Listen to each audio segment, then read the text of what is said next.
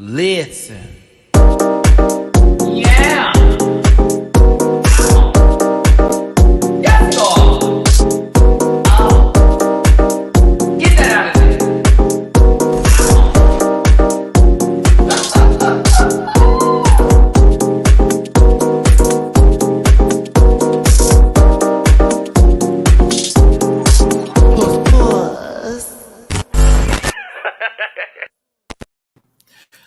Listen.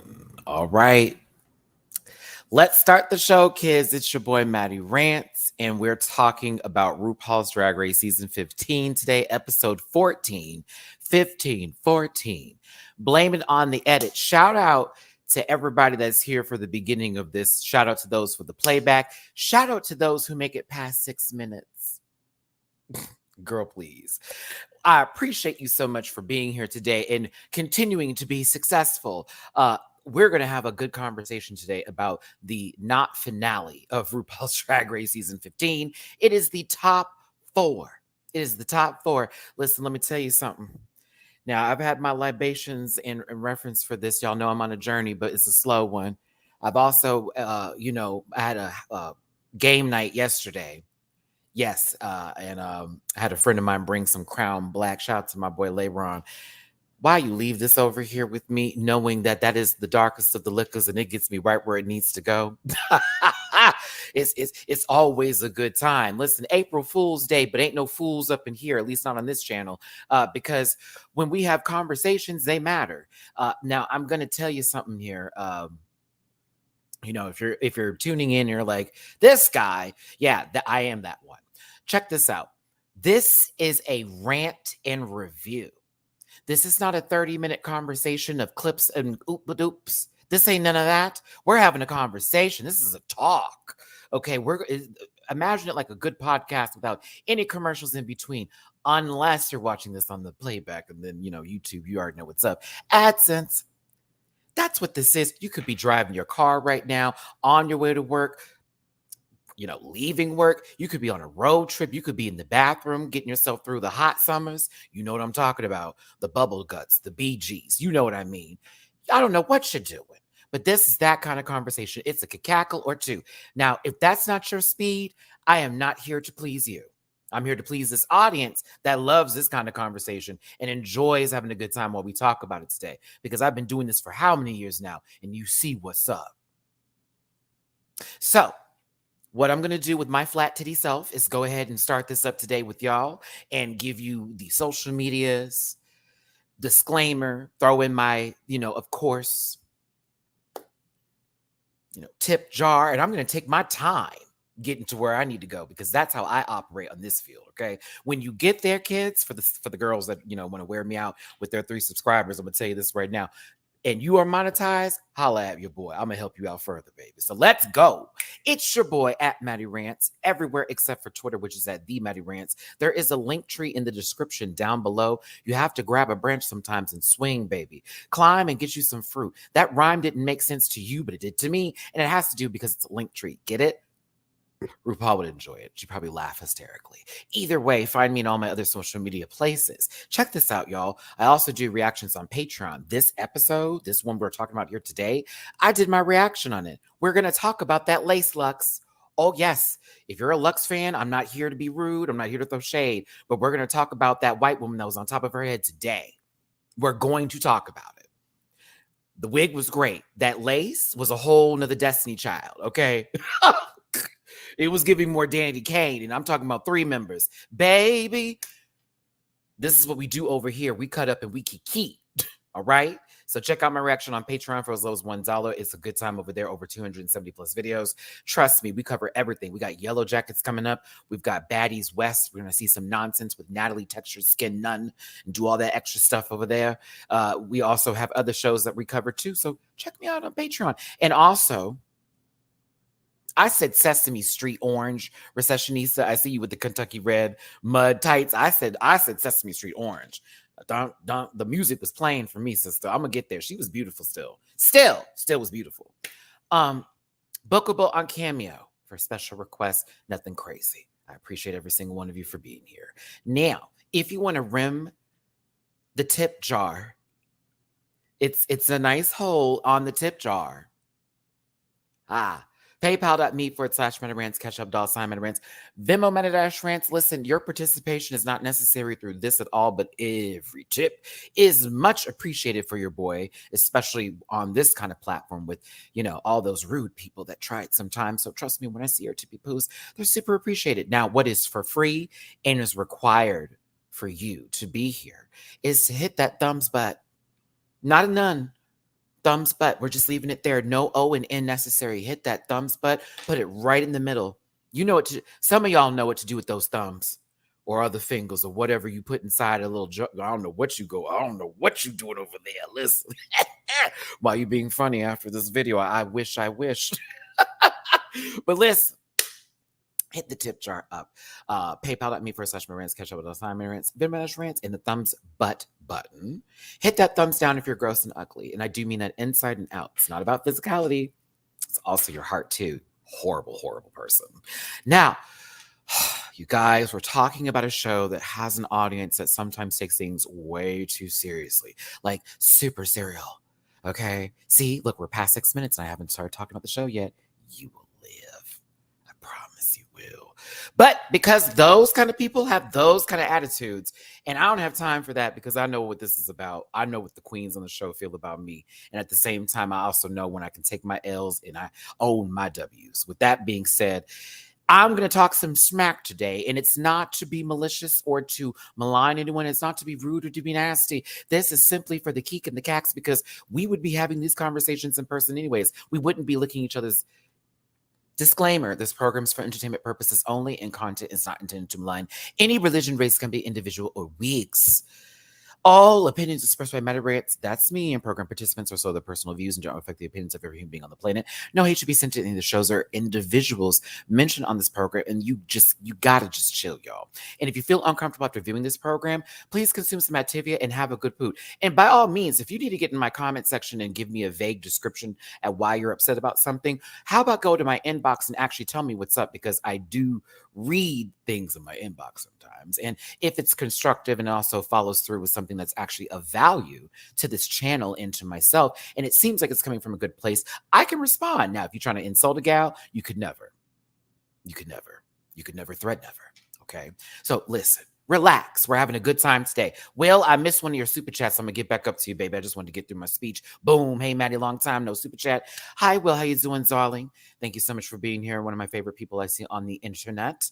Thanks again for the super chat. We're ready to have a good poot, excited for this rant and review. I am too, because there's not really a lot of bad things to say about this. This is one of the best top fours that we've had with any franchise. I do think that we possibly will have something going here when the finale does air eventually 2 weeks from now. And that's going to be a fun discussion. Now, mind you, Deja, now you said on this channel, girl, that you was coming back over here for this finale. So if you're watching this, sister, we would love to have you back, especially for the finale, because I cannot wait to hear your thoughts. But check out my other videos. I cover a lot of Drag Race. I cover a lot of shows too. We do gaming online over here. I'm a good guy, I promise you, no matter what they, them say. Poke. Anywho, Crash, what's up? Super chat. I was about to take a nap before going out, but now I'm going. What? No, baby, you said gonna. I'm gonna kiki with you in the pack for a while. That's right, Crash. Don't you crash. You sit right over there, baby. Let's go ahead and do this here. You know how I do often when I get this show together. Shout out to M over here. If y'all don't know who this baby is, M has been nothing but a blessing on this channel with doing the timestamps. So if you're impatient, like I'll be, you can go ahead and go through the comment section and find this timestamps for the entire live, because I'm a talker and I'm not stopping. You can't stop me. So check it out if you want to get to the point. If you want to go to, well, when does he get to the runway? It's hours from now, I promise you. Maybe 50 minutes this week. We don't know. But check out the comment section and give them some love, because honestly, it's I really appreciate it. And it shows me that people do sit through all of my video. I mean, I look at my stats. I know what's gooey, but very much that information. So I love you, baby, and I appreciate you down. So let's get this going here, kids. Let's get this going. Let's start popping bottles, because right after this, Matty is going to either go see Dungeons and Dragons, or I'm going to go order a pizza and sit my happy ass down over here and watch something on this television and go to sleep, because I am tired. All POC top 4, all different backgrounds, all coming from different families. And I think that is the key when it comes to this particular season of Drag Race, especially with the top 4 for season 15. Family was a very key factor in a lot of these conversations today, as well as what's been going on through the season itself. Like, even with, say, Lucy not being there, we got a glimpse into her family life the last episode, and seeing the support that they have behind them. Change, we're going to flip the coin here and go on the opposite side to someone, say, like Mistress, who had not the best upbringing with how their mother treated them, etc. You know what I'm referring to? We can get into Sasha, who had 2 polar ends of love from the father and not from the mother, and that damn near. It's interesting how Anitra kind of is on that same side as Sasha. It's crazy, isn't it? Because her mother didn't accept her, but her birth bio father came into the picture, and that bloodline love came there. And I was like, this is kind of deep, thinking about it now. The twins too. A lot of the season felt very family, oriented, but not in ways where it's like this is a Disney production, but more so the stories of these people on this show and how family plays a very big deal, whether it's blood family, whether it's chosen family, whether it's the family that they've created on the show. So as I was watching this, I was like, interesting. And I'm good with that. And I do like that. There's a lot with Drag Race, with the narrative. I do wish that we got a better edit in terms of the first several episodes, because of course MTV was trying to put another show down our throats that nobody asked for. So I'm hoping, praying, I'm begging, I'm pleading that if MTV decides to keep Drag Race, because it was on VH1 for a while, now it's on MTV. I'm not sure how long that contract is. Whatever happens for season 16, whoever is casted for the show, whatever takes place, for the love of God, do not try to push something down our throats. Allow us to enjoy the show that we came to your network for, and then just give us that. Afterwards, put whatever else after that. Just let us be there for the beginning. This is the beginning. We need to watch Drag Race. Okay? No shade to Brad and that bobblehead Todrick. Little bit. But no one can. I didn't care. I didn't care. I would have rather have seen Mickey's, the bar, drag bar that, Morgan McMichaels, Drag Race alum, has this headline of girls that are not just Drag Race girls, but also queens that have moved to LA who are hungry and looking for that fight to get to the next level in their careers. Why not that as a show? I have given you, World of Wonder, I have given y'all so many ideas for free. It's not even funny. And you probably can sit there and look at me, whatever executive is watching this right now, like, well, that's on you. It is on me, bitch. But at the same time, take my notes. They're good. They're really good notes. I promise you. Please. Drag Race fandom is definitely deep in the cut. Some of us are a little lopsided in the brain, and the others are very much, we're coherent. We also can see the strings too, and you shouldn't play with the intelligence of your viewers. I'm just saying. There was a lot of stuff that happened this season where we're like, And there were a couple of things where it was like, oh, no, that was great. Do that again. It's been a great season so far, to be honest with you. I just really hated we got the hour edits for the first couple of ones, and not even an hour, like maybe like 45 minutes. They deserve more than that. And we did miss out on a lot of good TV, a lot of love that we could have given some of the girls who went home early, because maybe there was more to their story than what we just got. And we're not trying, look, I know the episode's called Blame It on the Edit, and I'm not trying to do that. I'm just saying, like, this could have been handled a lot differently and a little bit more intelligently, in my opinion. And I'm not shading whoever made the decision, but that was dumb. Just thought that was dumb. Even before the show was announced, before it even had the slot, people were like, no, girl, Don't do that. And you could have moved it after the show. I just don't get the logic, because you have the other show now right after it, right? That little design show that's taking place that comes up right after Untucked. So what's the deal? Maybe we would have watched. Maybe that would have been. I don't know. Anywho, let's get into the episode, y'all. I just wanted to give my first thoughts on how I feel about season 15 so far, plus top 4. Very happy for who we got. Let's go. I like the twins too. The twins are cool. I want to see them again in some sort of reality TV format. It doesn't even have to be like Drag Race, but they're good TV. They're good TV. Make sure to hit that like button. 274 of you so far. Thanks for tuning in. I appreciate the support here with your boy, Matty. I don't know why I said it like I'm another person. But thanks for tuning in. If you want to drop a little tip in my jar, it's PayPal.me/rants. Catch up with the Rants. Venmo-rants. Wake up, wake up, wake up. It's the first of the month. Happy April Fool's Day, everybody. Luxnor London has taken down Lucy LaDuca. She let loose all over that stage for sure. I think we can agree. Luxnor London let loose all over that stage. I bet there's still skid marks for how fast she was running.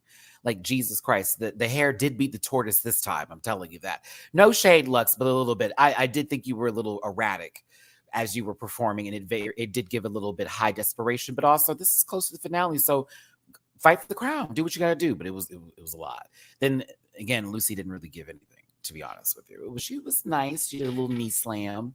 She pointed at the stage, curled her lip, drew it that way. I don't know. Anywho, Mistress and Lux gave Lucy her dues and her credit for at least starting to play the game. And this gets brought up later during the Tic Tac lunch with Mistress. And I do want to make mention of this.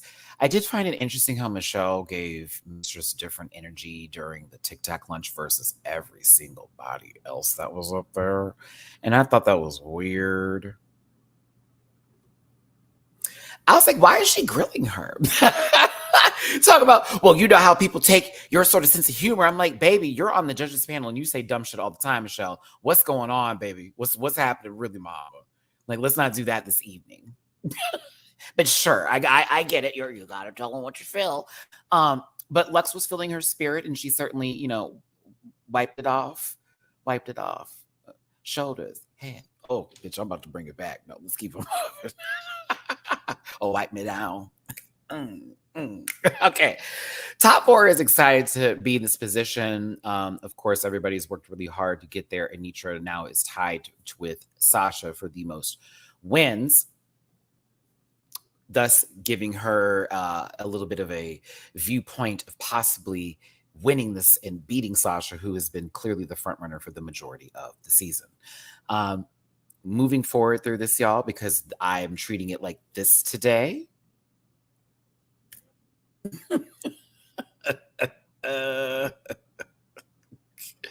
So listen, it's a Charlie's Angel moment here, not a Drew Barrymore production, but I am going to skip through the majority of this, y'all. I'm just going to go ahead and play this right. Forgive me, but I was like, girl, we know what happens. RuPaul walks into the workroom.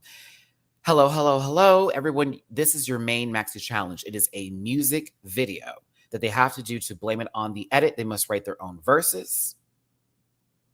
Look at that. I'm not even trying to shade it. It's just, it's been so many episodes at this point. I'm like, let's just boom through. Because I was just like, oh, okay. Music video, make your own verses. Also, you have original choreography with the same guy who's been doing the choreography this entire season, Miguel Zarate. Congratulations. You are possibly not going to go to the finale because I've decided that this is going to be a top 3. We later find out that RuPaul felt that through this entire season, she wanted to make an elimination happen for every episode. Hence the reason why Marcia was not saved.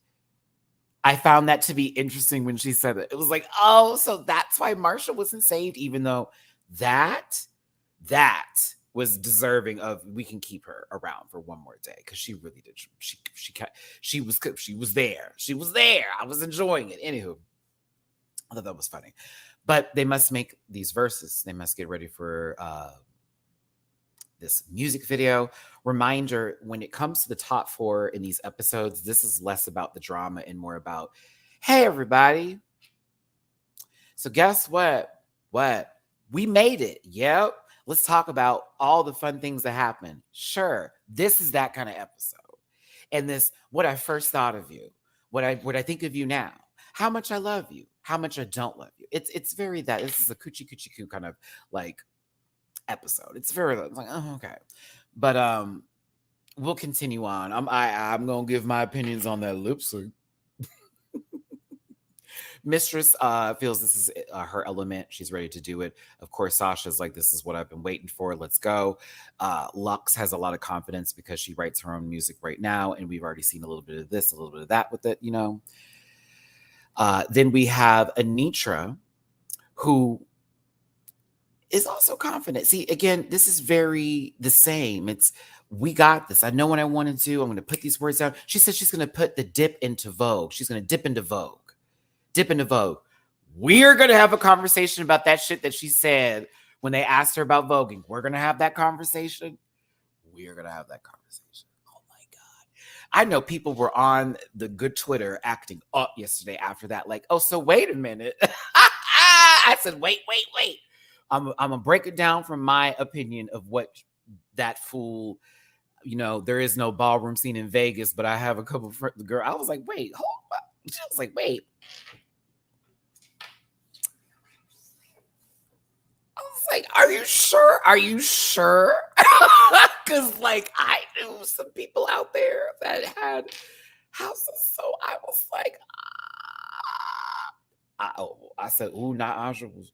Okay, anywho, hold on. I'm going to come back. I'm going to come back, y'all. We're not going to jump to 300 plus in the room hit that like button. Man, I was like, you know what? It was very interesting. YouTube, you say, okay, which there's nothing wrong with that. But then I have to say something to Aja's credit later. But I'm not going to knock Anitra for what I'm just going to break it down from my Libra perspective. Let me put my Libra on it in a second. I'm going to get there. I was gooped when she said it because I was like, oh, nonchalant one. Absolutely. Absolutely. And somebody, not to call you out, but somebody in my Instagram chat was like, I think you have to be invited. I'm like, no, baby. You don't have to. No. There's maybe a cover fee to walk in the door, but you can come in as your own. You can come in as your own. That's all you can do. You know what I'm saying? Hold on a second. Oh no.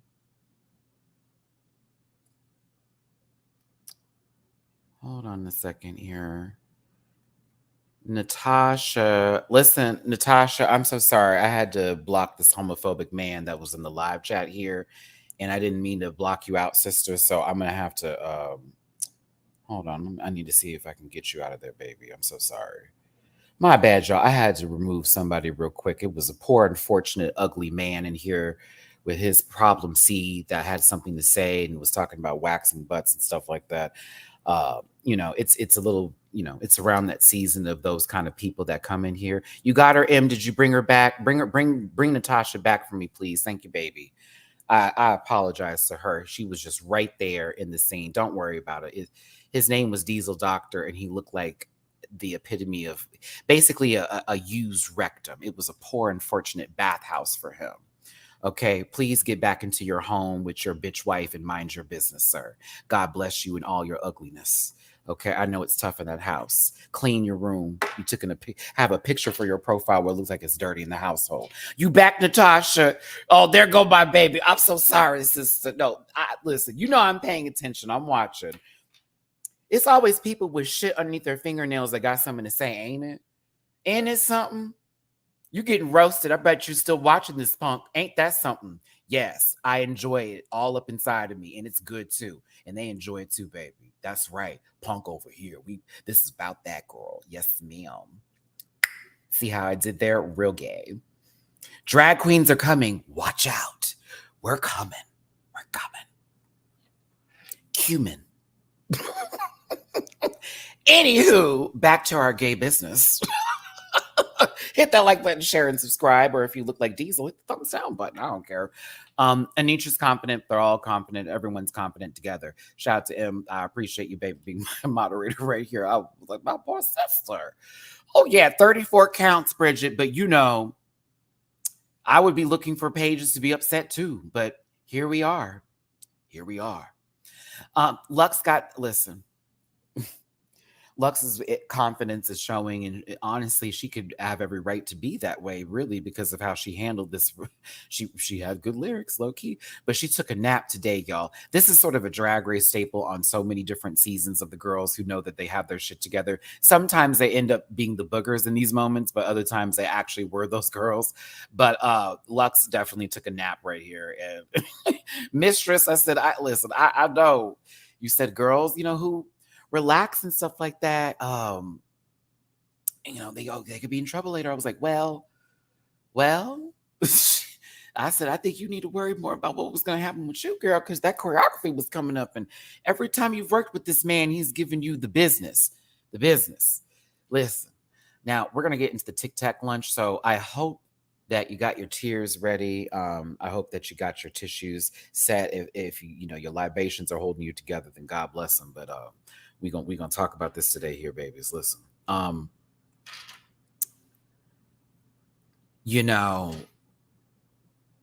I now know who I want to win this season just based off of this. Like, even this episode actually was my moment of figuring out, oh, okay, I know for sure who I want to win. Like, are Tic Tacs normally that big? I don't know, baby. Listen, I haven't had a Tic Tac since in the 90s. Like, not even joking. I haven't had a Tic Tac since the 90s. So every time I see RuPaul pull them out, I'm like, they sell those still? I never look for them ever. So I thought they were a lot smaller. I'm assuming they just zoomed in and gave us, a portrait of the Tic Tacs. But I never walk into a store and go, you know what? I want to buy some Tic Tacs. Has never been the way of me. When I did have Tic Tacs, I only had the orange ones. Those were those girls. Oh, they were so good. Mm-mm. All right. So let's talk about Sasha Colby first.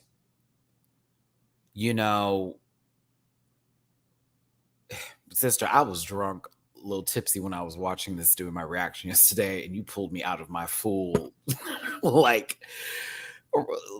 mode of relaxation to listen deeply and intently, because my God in heaven, you have to understand that somebody like Sasha, that comes with her reputation, with the work that she's put in on top of it's not just simply something that was given to her. Sasha has put in the work, which is one of the reasons why a lot of us who are fans of her, who have seen her growth, who have seen her journey, who have watched her from the days of yonder, for the girls that weren't even born yet, that part,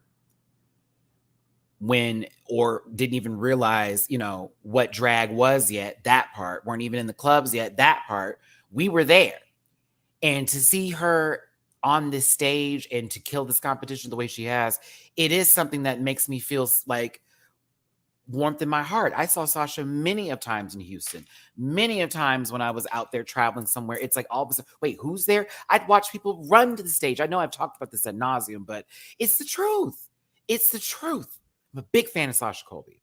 And when she gave us her story, and then she explained her journey in that process, this was so deep just to listen to. And I took notes from Sasha and how to move forward and how to receive things that may not be what we want them to be, but how we handle them and process those moments. That's stuff I work through with my therapist now, with like handling people and how I respond. And instead of me being viciously angry about stuff, laughing at it and honestly making money off of it. Girl, you want to read me? I'm monetized, bitch. I'll make a coin off of you. Just dragging you for 5 seconds, no one. You know what I'm saying? Like, what are you talking about? And when I think of like someone like Sasha, who does not have to speak to any, like, she don't have to tell nobody her shit. Her resume speaks for her fucking self. Speaks for itself. She doesn't have to do all that if she don't want to. But to get into her family side, something that wasn't, we didn't know about it. It's none of our business. Not everybody is very open and vulnerable like that all the time. I'm very open about my life for the majority of it, because there's a lot of my life that I need to process by speaking on it. And if I don't speak on it and it's too hard for me to handle and hear, I may implode. So I got to talk about it. So when Sasha talked about her journey going from Hawaii to Chicago, to then Orlando, and I'm hearing about these legendary people who I am fully aware of. I want someone to help me with this one. I was running late today while I was getting all my screenshots and talking here and all this stuff. Mimi Marks, I swear to God, she's on some documentary about a pageant. I swear to God. And Chanel is in this documentary too. Chanel from Drag Race. I swear I have watched some sort of documentary with Mimi Marks a long time ago. Long time ago. Like rented the video, Blockbuster. Yes. Like I'm like, I've seen her before on something in reference to like this movie. It'll come to me later, I'm sure. I've also fully aware of Monica Monroe. Then when she said Chili Pepper, I was like, oh, bitch. I was like, she was around the greats. She said she was working 5 nights a week, 3 numbers a night, baby. Mama was working.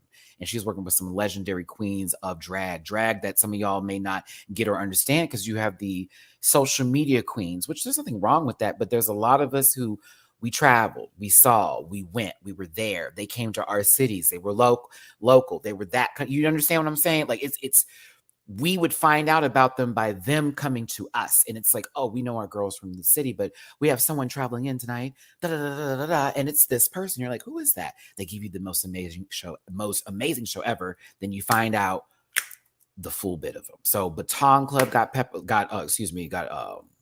their dues today. I have this other thing too that I've noticed, especially like with Mistress as well. Like all these legendary people that I'm aware of from when I was younger or I knew about getting their names set on Drag Race. I'm like, it gives me the chills. I'm like, oh, because these are legends. So that's what I think it is. I didn't know if I could put that up there. It was Tasia. Is that what it was? I don't want to say it because, YouTube is weird with me. I have 3 videos right now with, I'm like, okay, girl. I think that's the movie. That might be the movie. That may be the one. I remember there was the one that was a pageant one, and there was another one where it was a documentary style, I think on HBO or Showtime, where it was something else like that. I can't remember. But it was a long time ago, and I remember watching it and being like fascinated by it, the full bit. Like, what? Hold on. Okay, let me look at that. I'm going to see if I can copy that. Let me do a we're going to look real quick here, everybody. I'm just going to type it in. I remember that movie. I remember that. Wow. Oh my God. That is insane. There's another one though. There's that one, but there's another one. I swear to God, there's another one. Ooh, that's gonna eat me up if I don't find the name of it. It was was that the name of it? Maybe I just didn't think. The Queen, was it the Queens? No, it wasn't the Queens. I don't know. No, that's recent. No. There was another one I saw a long time ago, but I think I definitely saw that one that you all showed me. It was on HBO. Okay, that had to be it. Had to be it. Because I saw it a long time ago, and I was like, what is this? And I was just like, oh my God. Like I guess, that's why my dad started putting locks on the TV. But back into Sasha's story here. My apologies, Sasha. I needed to see this bitch. I was like, wait a minute. I know I ain't going crazy. Sasha brings up the fact that she dealt with her father. I'm not going to be able to say the word because I did mention it on the Swarm episode in reference to episode 1, and YouTube limited my ads. So I don't know why they don't do that for others, but for me, I understand. So I'm going to respect the platform as they're treating me. But unfortunately, Sasha lost their father to a horrible situation when they were 80 years old, and their father was one of their biggest supporters. And sort of something that happened after that, once they lost their father, that ends up showing them that it's a really big blessing that they left him in sort of a seal of approval. But Sasha also was dealing with a mother who unfortunately did not give her the love or vocalize it the way that felt received for Sasha. Not even received, but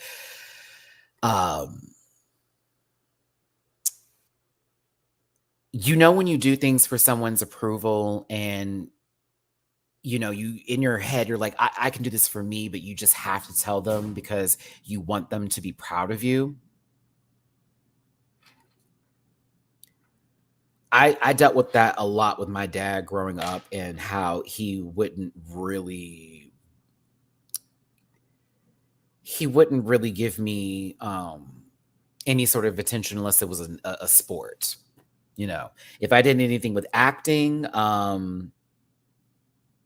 that's different. No, okay, no, I've seen pageant. Yeah, I've seen pageant. That one I've seen, and I've seen the other one. Yes. Okay, but continuing on. I felt that from Sasha. My dad, he's changed a lot more because, well, I'm not, I'm not in that environment where he can tell me what to do. So his proudness of me now is in reference to me not calling him to ask for fucking money. And that I'm coming through on particular occasions as the person who's bringing something, and also that I'm confident in who I am as a person, and that I sort of don't shake for him anymore, and that kind of bit. It took us a while to get there, but I did go through that my entirety of my childhood and college. I literally would not get any sort of anything unless it had to do with something masculine. It had to be. Bitch, I mean, girl, I could play a whole piano. This man didn't care unless I was playing football or track. And he wouldn't even show up to those meets. Oh, it used to wear me out. But I learned that I had a little bit of that feeling, which Sasha has, where it was like you do stuff and you tell them about the things that you do, and you're expecting this full moment of proud parent, and they don't totally get it. So when I tell you, I was just like, whoa, okay, like, Sasha, you hit me. But it's kind of the fact what Sasha's journey was through this. You understand, Sasha was also finding herself as a woman, finding herself in her womanhood, I should say. That's better. Finding herself in her womanhood. And also working through her career and dealing with these things with family. Like, so many people bring that to the forefront and everyone knows what's going on. But when you're not hiding, but handling so much emotional pain in the background, while in the front, you're giving full professional, stoic, the full work. It's a lot to say for Sasha. I have so much love for her. I have so much respect for her and her journey. And she was also given land. Her dad left her some land. Now that's some, oh, baby. Come on, Sasha got land. And oh, I said, sister, what you putting over there? We get in the house. I love it. And I think that's amazing. And shout out to Sasha Colby. Just again, Sasha, I've been a fan for so many years.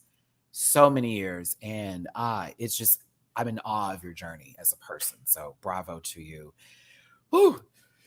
It's incredible. Like, I mean, I'm talking about, I've seen Sasha like back before there were 2010s, you know what I'm saying? I'm just saying. Mahalo to you. I have a super chat I missed. I got to get back to. Mahalo, Ben Baby. Matty, for the pronunciation. Everyone here in Honolulu is rooting for Auntie Sasha, but absolutely love all POC top 4. See, to be fair, I spent a lot of time in Hawaii, particularly at Oahu and Maui, where the islands, when my dad was doing really well at the time. He was a stockbroker before everything hit the fan and we lost everything. That was our summer trip, was Hawaii. And we would go to the Grand Wale in Maui, and then Oahu, it was like this Hilton or whatever hotel. We used to be them girls. So I spent a lot of time in Hawaii. One time we stayed there for like a month. I couldn't believe it. I was so happy. We rented like a house and everything was so cool. But so I'll have a lot of love for Hawaii. I haven't been back since I was 18. It's been so many years, but I love everything about it. I love every bit of that island and the islands around it. I love the history of Hawaii. There's so much rich history in Hawaii. So mahalo back to you. And thank you so much for the super chat. Yeah, but I miss Hawaii. If I can afford Hawaii, by all means, I will go. That is not a cheap trip. I put that on God. Fozzie, thank you for the super chat. This is one of the strongest top 4 in years. Sasha has my heart, though, and this episode solidified it for me. The other queens will thrive on All Stars. For sure. And here's the thing. Let's say Sasha doesn't win and say Anitra wins or whatever, Lux or Mistress or whatever. Sasha coming back would always be like, whoo, here you go. But I just, in my bones, I don't know, man. I think it's going to be the Colby cheese. I think it is.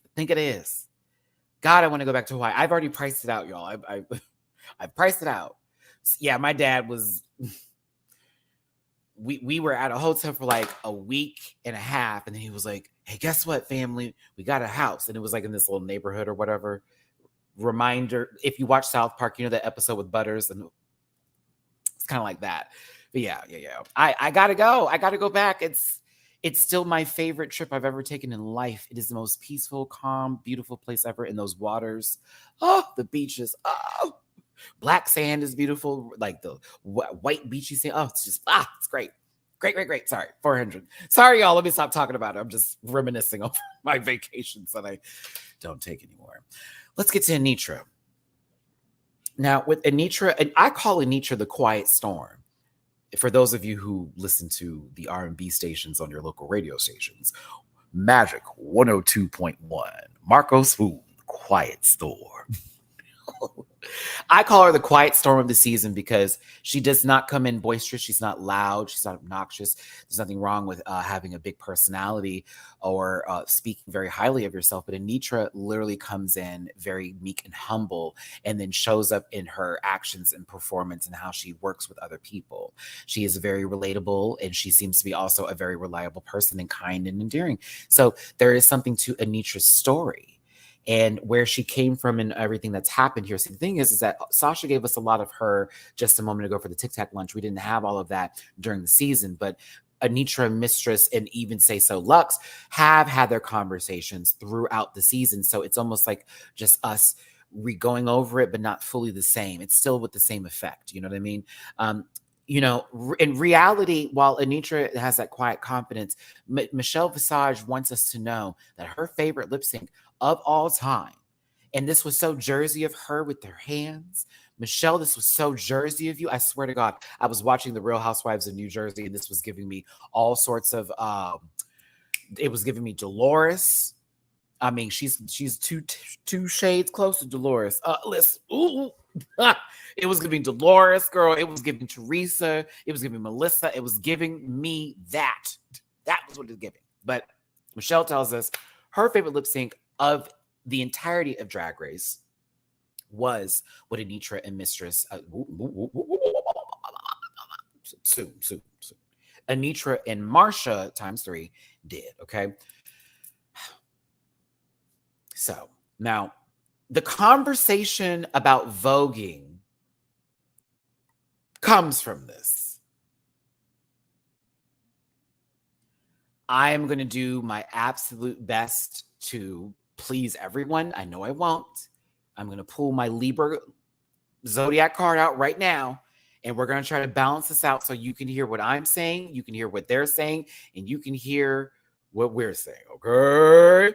And I'm talking about as somebody who has been in house, and has done the full bit, okay?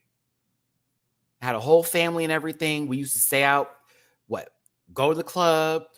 What time is it? It was like we'd be there from like 10 when it was free to get in, stay there till 2, come right back in the club at 2:30 a.m. because you had to pay to get in to go do the ball, not leave till 6 o'clock in the morning, go to McDonald's for breakfast. Bitch, that was my life for a good moment. A good moment. So trust and believe I know what I'm talking about. At the same time, I also have respect because I have friends of mine. I've had people on the panel, okay, who have walked, who have vogued, who have done face, who have given and have won and have done. You know what I'm saying? I'm just saying. Disclaimer. This program's for entertainment purposes only, and content not intended to malign your religion, race, company, individuals, or wigs. All opinions expressed by MattyRants and program participants also have personal views and do not reflect the opinions of every being on the planet. No HB sent in these shows and interviews. I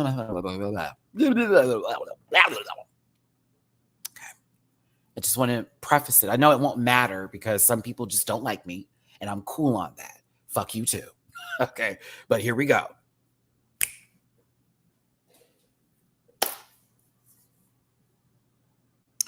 Now, she said that she is not in any ballroom scene. She's not a part of any house, okay? And that she says there is apparently no ballroom scene in Vegas. That's not true. I know girls that have a scene out there, don't do it. I'm not going to say that she didn't know that, and it's not against her for that, but baby, Twitter was up, and I knew some friends of mine that were like, girl, what is she talking about? So, it may not be as big as New York, as Atlanta, as hell, Houston, as LA. I mean, Houston ain't even that big for their ball scene out here either. I'm just saying, Houston. Oh, Matt, pull it in. Houston is all, girl, it's not that huge out here, but there's a scene. There's a scene. And some girls come from different cities because there's different balls that happen in different cities that you can go to. Also, hey, for those of you who are interested in going to balls, you do know you can roll up. You do need to pay a fee to get in. For the majority of them, there's a little cover fee. They got to cover the balls. They're covering these trophies, the payouts, the prize money. There is a certain set of rules and decorum. There is a certain way to be respectful and how you're supposed to operate and act, but still have a good time. It is all there and available for you to do. Yes, you may stick out like a thumb if that's not your scene, but at the same time, if you came there. So I was like, what?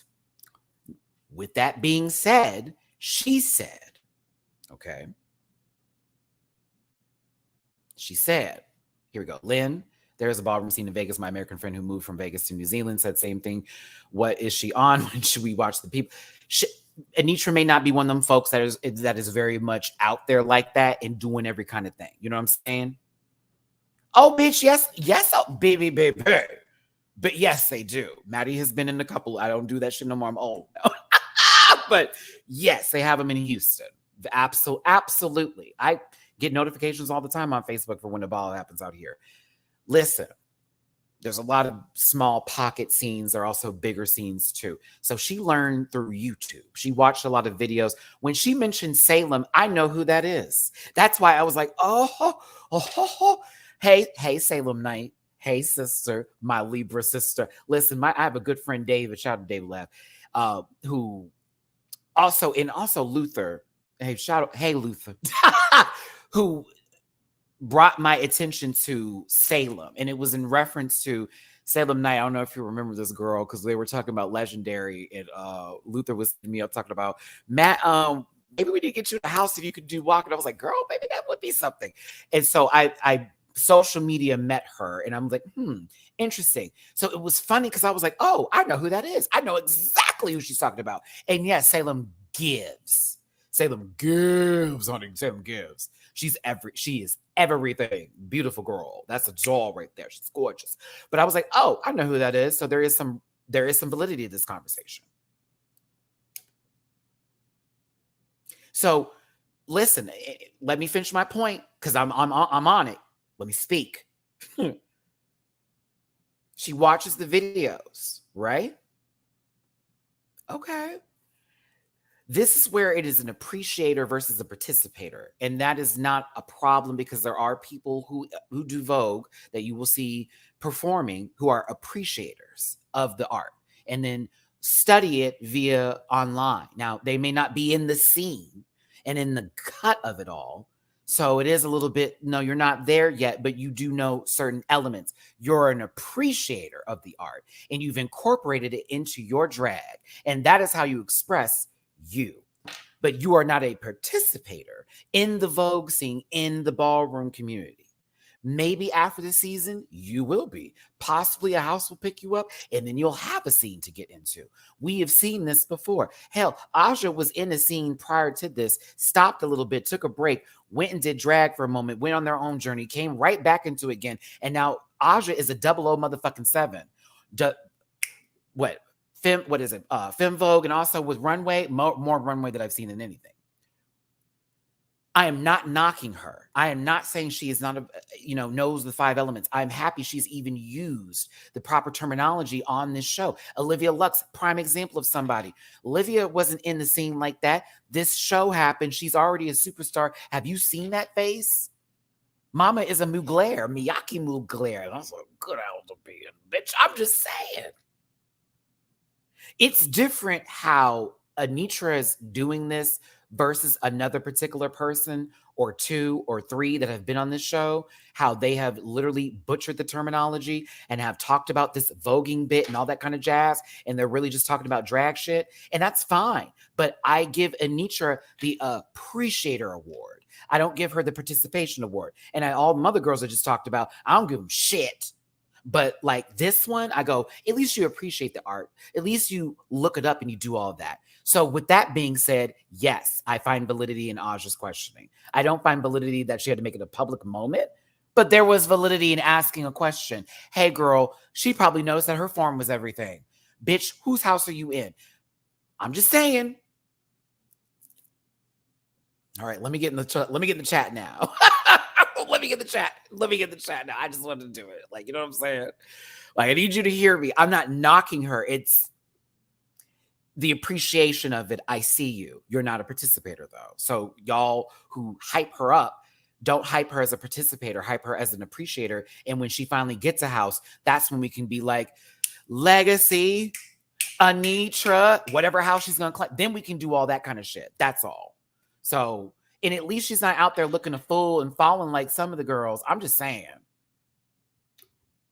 You know, I've witnessed some babies get up here and go, I can Vogue, and then just straight up fall on the ground, creating earth and space and holes, helping RuPaul dig a hole. Whoa, wait a minute.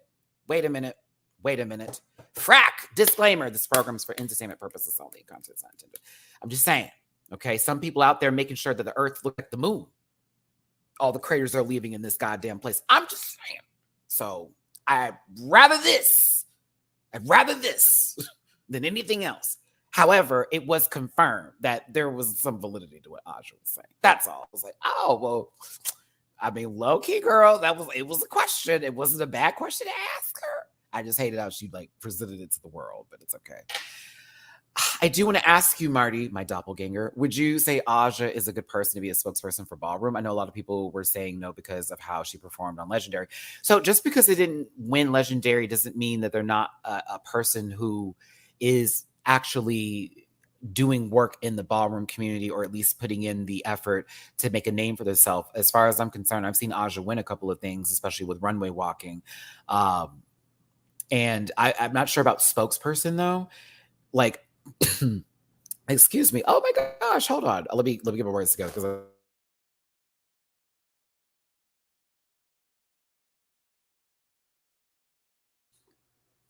I don't think I'm in a place to be the person to say who the spokesperson of Ballroom should be in reference to Drag Race as a community. I know I can tell you who shouldn't be. Laganja, like we just Laganja shareholder. I was just keep going. Absolutely not. But I can say that Aja has at least experience behind it. There has been work that has been involved in the scene with them. There has been a development and growth in reference to that. And, you know, there has been work put in. But I would more so say that if there was a person to be a speaker on behalf of Ballroom, it would be somebody who had maintained a legendary status, icon status in the ballroom scene. You know what I'm saying? That would be more so what I'm referring to, like someone who's actually legendary. And I'm not saying Aja isn't a legendary person, but I'm not sure if they're recognized in that regard in the ballroom scene. I don't think so. Not shading. I'm not shading her either. I'm not. I'm just telling you in what I know in reference to, you know, all this stuff. Naomi's name was mentioned on this program. I don't know if she'll ever get there because of how she feels about how Drag Race has done the show, as well as a lot of other people in the ballroom community. But it would be nice to see somebody who is from that community that really can speak on it. I know Mariah has walked. I think I saw recently Akira had walked one ball too. Like Jack Mizrahi is a perfect example of someone who I would like to see on the judges panel, since RuPaul doesn't like people to be in drag sometimes up there or feel someone's femininity will outstage them. So maybe Jack would be the one to be up there that I think would be great for it, or maybe somebody who we know that has been in the scene before that could do it. Hey, Drag Race France is coming up. Maybe a Revlon will show up. I don't know. I mean, well, you know, Nikki Doll actually gives some dues to the ballroom community, high key, because Paris is about that life. But just saying, you know, there is another season of Drag Race France coming up. And possibly we may have that little scenario situation in scene. I don't know. We'll see. Maybe. I ain't alluding to nothing. What do you talk about? Steven, thank you so much for the super chat. I've got to go, sadly, but it has been great to finally be in the chat live. Well, thank you for being here, Put and Pop, and have yourself a good day. Thank you for tuning in. Thank you for the super chat, and thank y'all for being here today with me. Hit that thumbs button. Appreciate you for listening to me ramble and talk about this show for long, extended periods of time, and you being able to hold on to your love. Listen, Casey, I see you on my Cash App. Thank you for the hearts and the tippy poo. I appreciate you, my baby.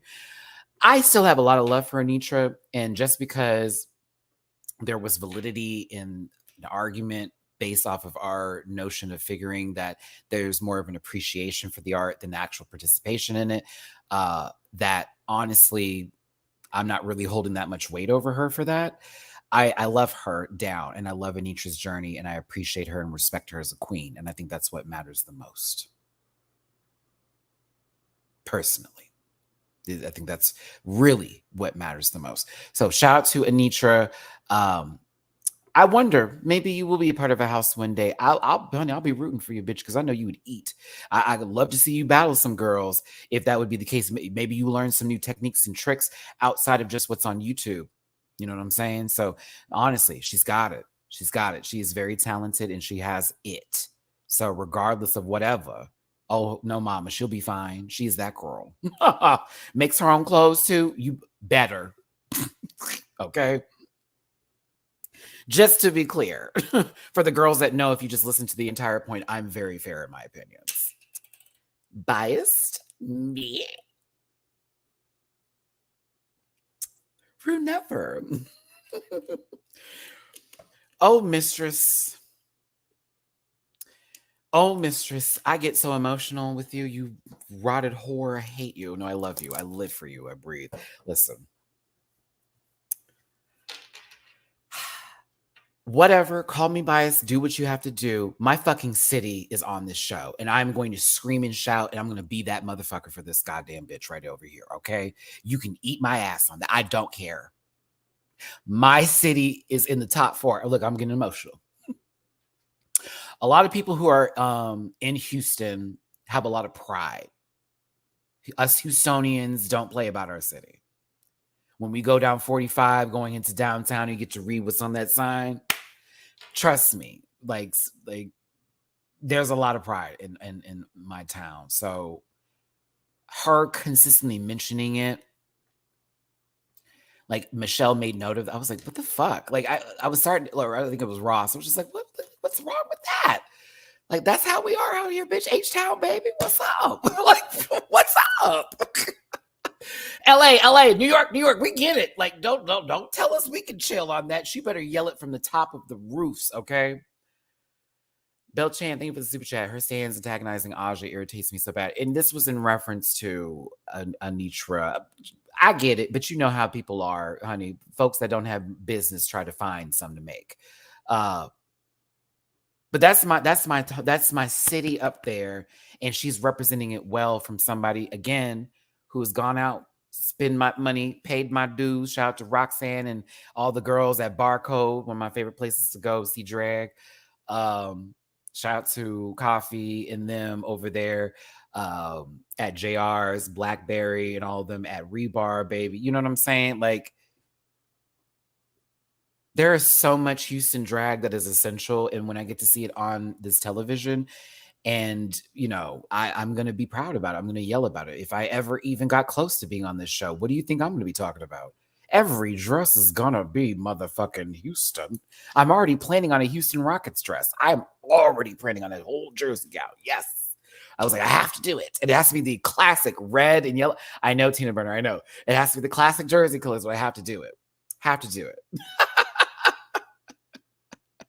Like, I have to, but Mistress owns her bitchiness, and she doesn't find a problem with it, because one thing about thinking something and not really speaking on it is that it can fester and become a wound in your brain to sort of cloud your judgment and turn into some sort of other negativity. So the way that she gets it out, the way that she expresses it may come off as a little "see you next Tuesday," but it's also coming from a good place, because it's like, okay, so what's up? What's the giggle? What's happening?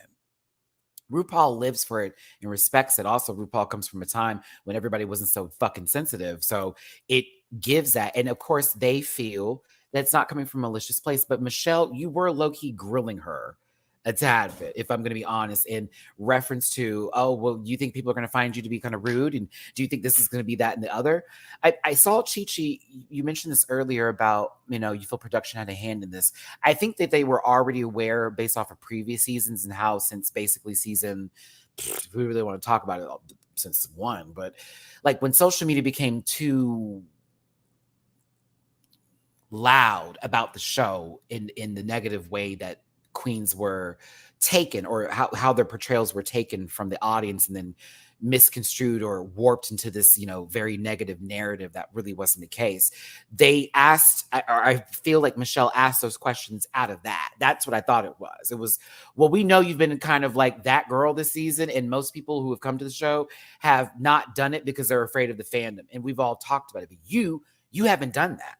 So how do you take it? And she explained it well for me. But again, I'm used to this kind of shade. I get it from the panel sometimes. I respond very upset sometimes. I get in my feelings and I get the fuck over it. I get over it very quickly. It's okay, girl. I took that a little too deep. She spoke some truth there.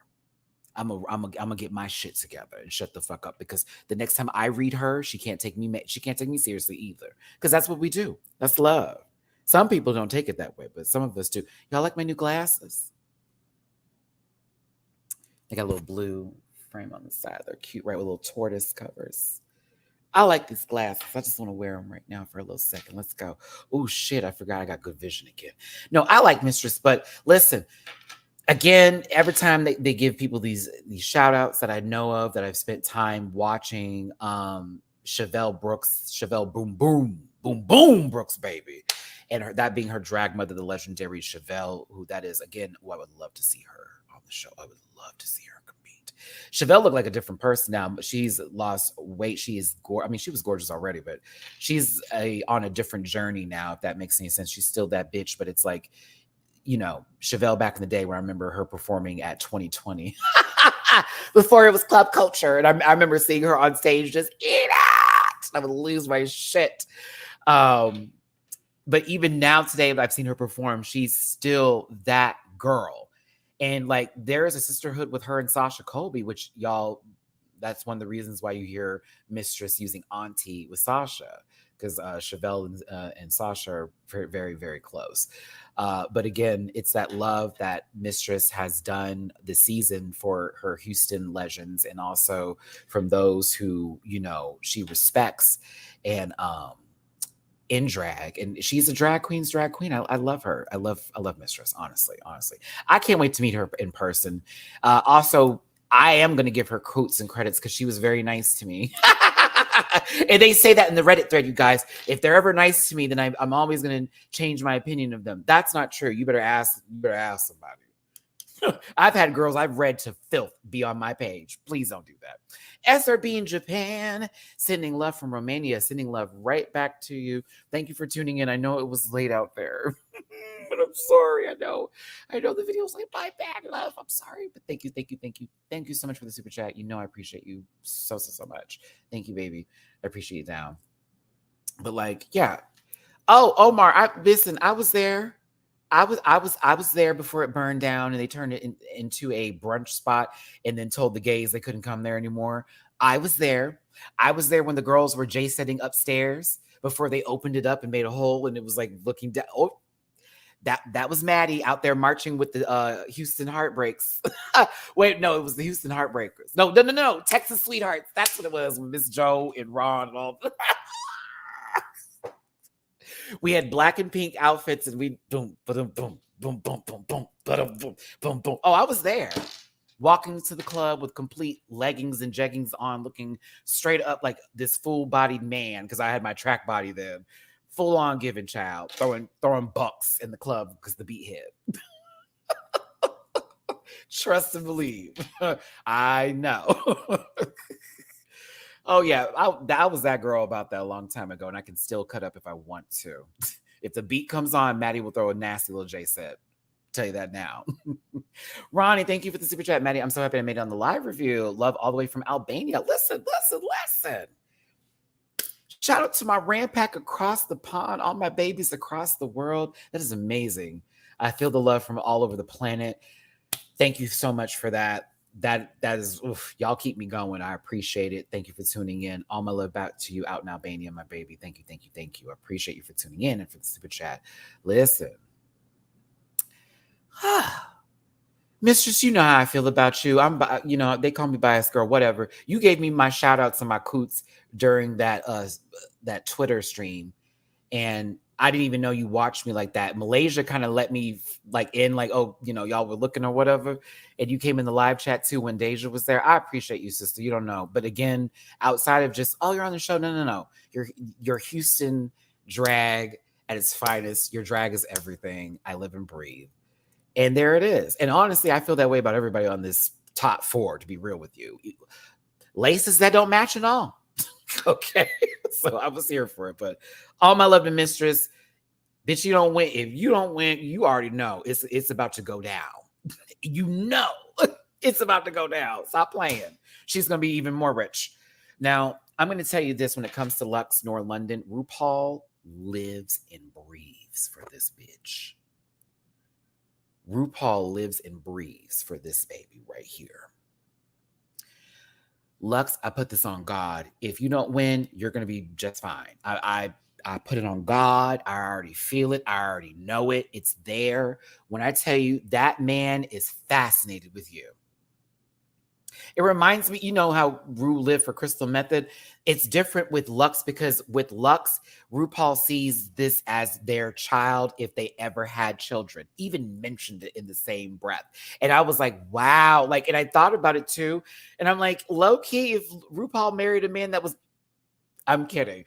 But listen, if Ru had a kid, this would be it. I would see it as Lux. I absolutely. Literally the same person, if not it's the fact that this baby came in these outfits each and every week. RuPaul didn't really mention it every single time, but as you can see of her sitting down, you planned these, didn't you, girl? And it's that I would have done the same thing too. I would have done the same thing too. I was like, oh, I love it. I kind of loved it because it is like looking at one of your elders, and this is for the communities, y'all, not just speaking on the gay community, but of all communities. When you have someone who inspired you to be, it's your elder seeing the youth, and the youth that is eventually going to get to that point. And it's like, oh, there I go. That was me. In a different body, in a different form and fashion, with a little bit of different taste, not fully the same, but somewhat there. It is so deep watching them two interact because it's like, oh God, I could see it. I love it, kind of. But maybe you'll remember her name. I don't know. Lucretia, thank you so very much. I see you on my Cash App. Thank you for the tippy poo. Love you, Matty, catching you live. Thank you so much for the tippy poo. Nicola, thank you as well for you, boo. For you as well, boo. I love you down. Stephanie, thank you, baby. Once again, such a generous tip. Much love to you from Romania. I love you down, my sister. Thank you all for tuning in. Hit that thumbs up button. Let's keep going here. I'm not shading Lux. I know that Mo Hart is her mother, and I do see Mo all up and through Lux nor London, but I also see a lot of Mo Hart with RuPaul too. Does that make sense? Like when Mo was on the show, I'm thinking of Ru in many occasions. I'm thinking of also, as a matter of fact, this is not shade of Mo, but I was watching Tu Wong Fu yesterday with a couple of my friends, and we're quoting it. We're having a good time, all that kind of stuff. And I love you too, Lucretia. But Noxema Jackson, not saying Mo looks anything near Wesley. Nope, not even close. Mo is the epitome of beauty. One of those people, right? It's the attitude, it is the confidence, it is the carry of Noxema that is one of my favorite characters ever in a movie, because I wouldn't have expected Wesley Snipes to give me all of that. And it's the full-on, yes, girl, yes, all gets you up, like, yes, bitch. And Mo reminds me so much of that energy, the gravitational pull of that. And Lux also has that same from her mother. And then I'm looking at Ru. Do you see what I'm saying? This is the family tree I'm talking about. I always feel the connection when I see Mo and Ru, and now it's Lux and Ru, and that Hart family with RuPaul. Let me find out it's RuPaul Charles Hart. Shit. Enamored. RuPaul loves fashion and she loves the girls that give this kind of energy. But Lux's story is a little bit different than everybody else's in terms of where they came from and the confidence that they received from their family, and some words that she spoke to that really hit me in the chest as a Black man who I'm like, bet, exactly. Preach, Lux. But going to the Cicely Tyson School of Performing Arts is definitely a serve. Shout out to Cicely Tyson. May she rest in peace. When Lux said was, I was like, girl. I was like, why? Why did you have to make that a moment? I thought we were going to slide through that. She said is what was. I said, oh God, don't do that. No, Cicely Tyson is a legend. Yeah, Mo is Black Peppa's mother as well. Bitch, I need to get Black Peppa on here for one of these episodes to review with me. I want to get me a little pepper up in here. I love me some Black Peppa. Can't wait to meet her at DragCon. Someone asked me if I was going to meet Mistress at DragCon. For sure. I'm sitting that line. Damn sure. For skips. Yeah, because this time for DragCon, I'm not doing interviews. I'm just going to go in as a regular person and have my little VIP. I just want to meet everyone. I want to buy their clothes, and I just want to tell them how proud I am of them. I ain't doing no interviews this year, y'all, because I'll be performing in drag. So I have to focus on that. Ding, ding. Dawn, thank you for the super chat. It'll be another thread. Oh, his performance was terrible for my first show. Like, ever.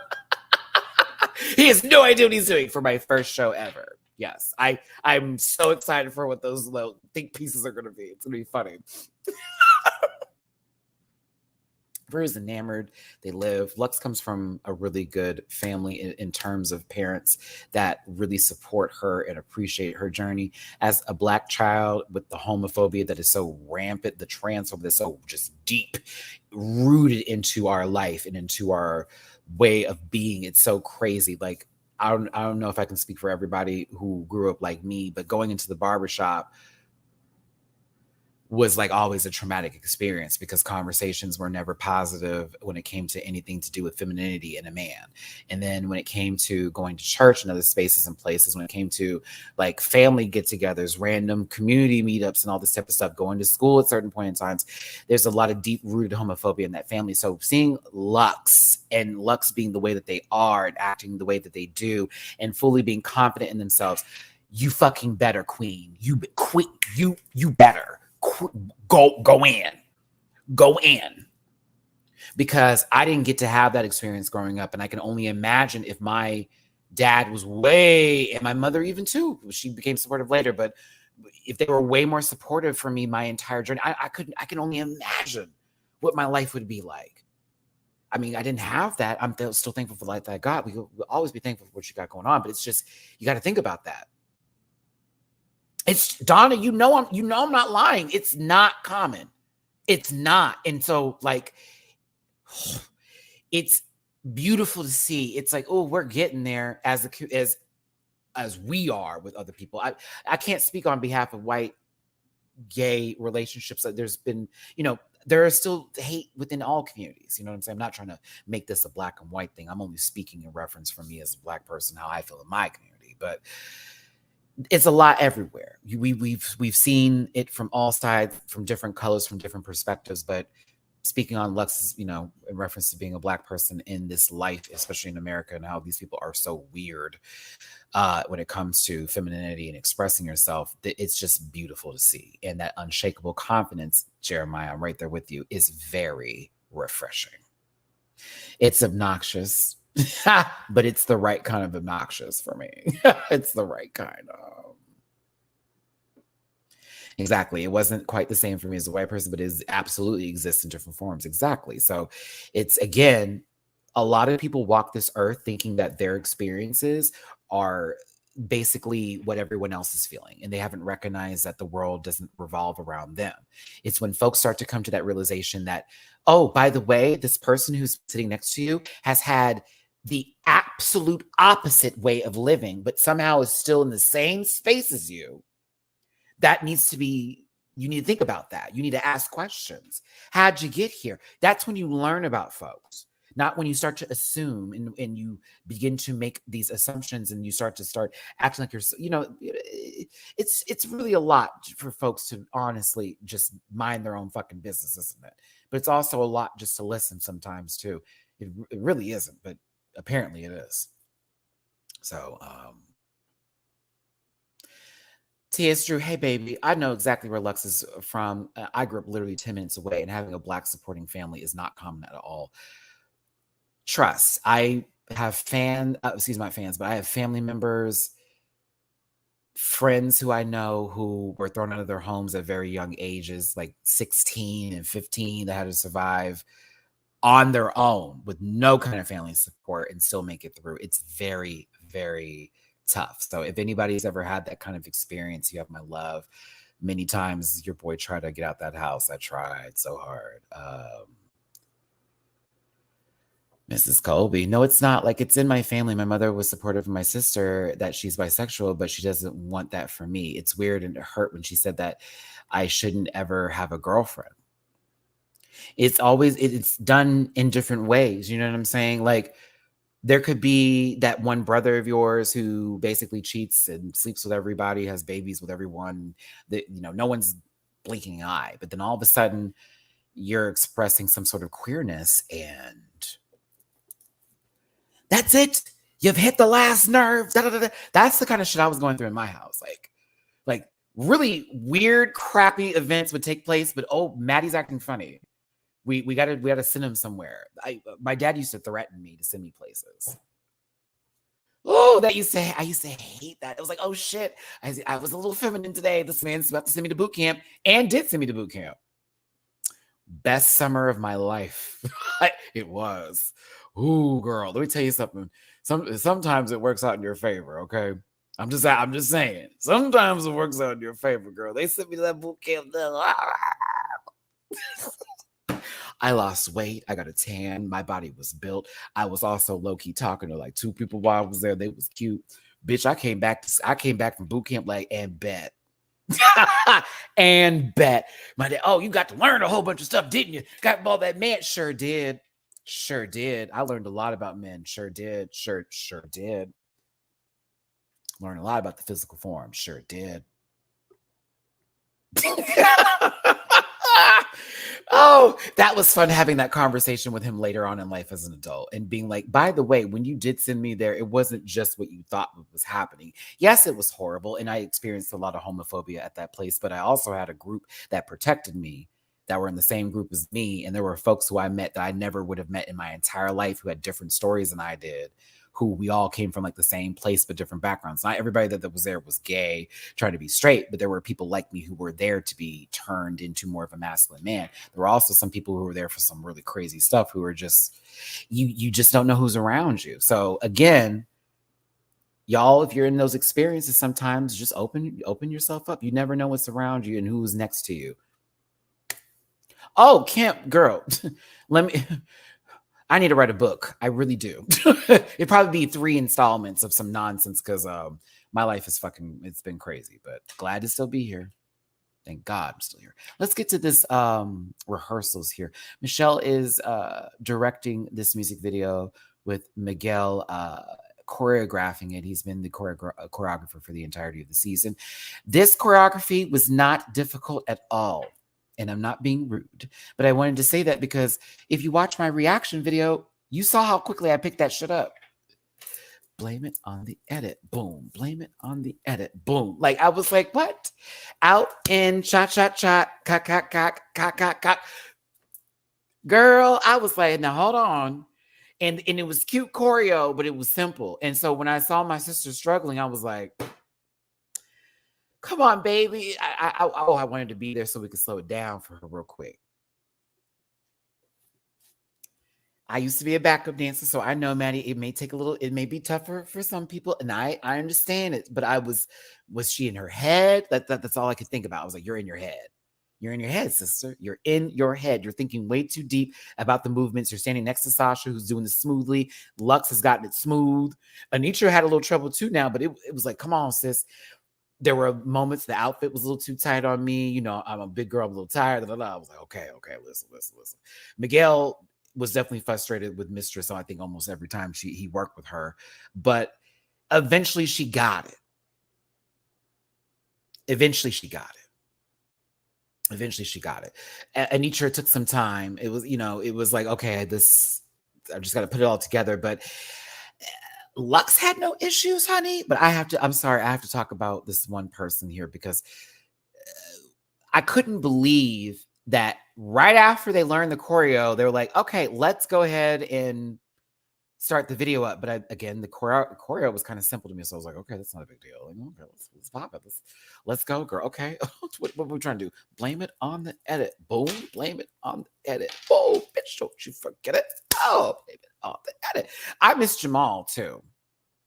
I mean, Faith, if I'm going to be honest with you, I miss seeing Jamal as well, hearing Jamal as well, listening to Jamal as well, just imagining being coupled up with Jamal as well. Yes, I do. I do understand what you're saying. We did need Jamal. But yes, I just spoke my inner thoughts. How dare I? 482 in this piece. Thanks for being here. I'm talking a lot. It's about Drag Race, though, so that's fun. Hit that like button, share, and subscribe. Drop a tip in my jar if you feel like it. Run my tip jar. Oh. Appreciate you for being here. All right, let's go. Now, I see you in the comment section. Matty, you haven't talked about Sasha yet. Oh, because she deserves time. She deserves time. I know Mistress was over it. Like, really? I love these babies, but I got to talk about her. Jesus Christ. Sasha Colby, how dare you? How dare you eat Pamela Anderson up? Like, no shade. High key.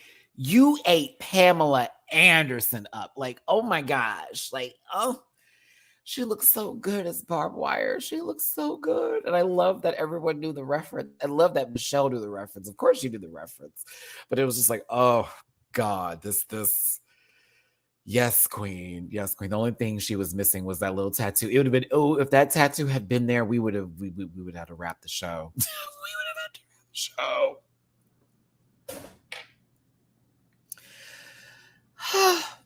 Gorgeous. Listen, Anitra was me over there. Sasha is so hot. Like, I would have been saying the same thing. Like, oh, how dare she? Like, this is too much.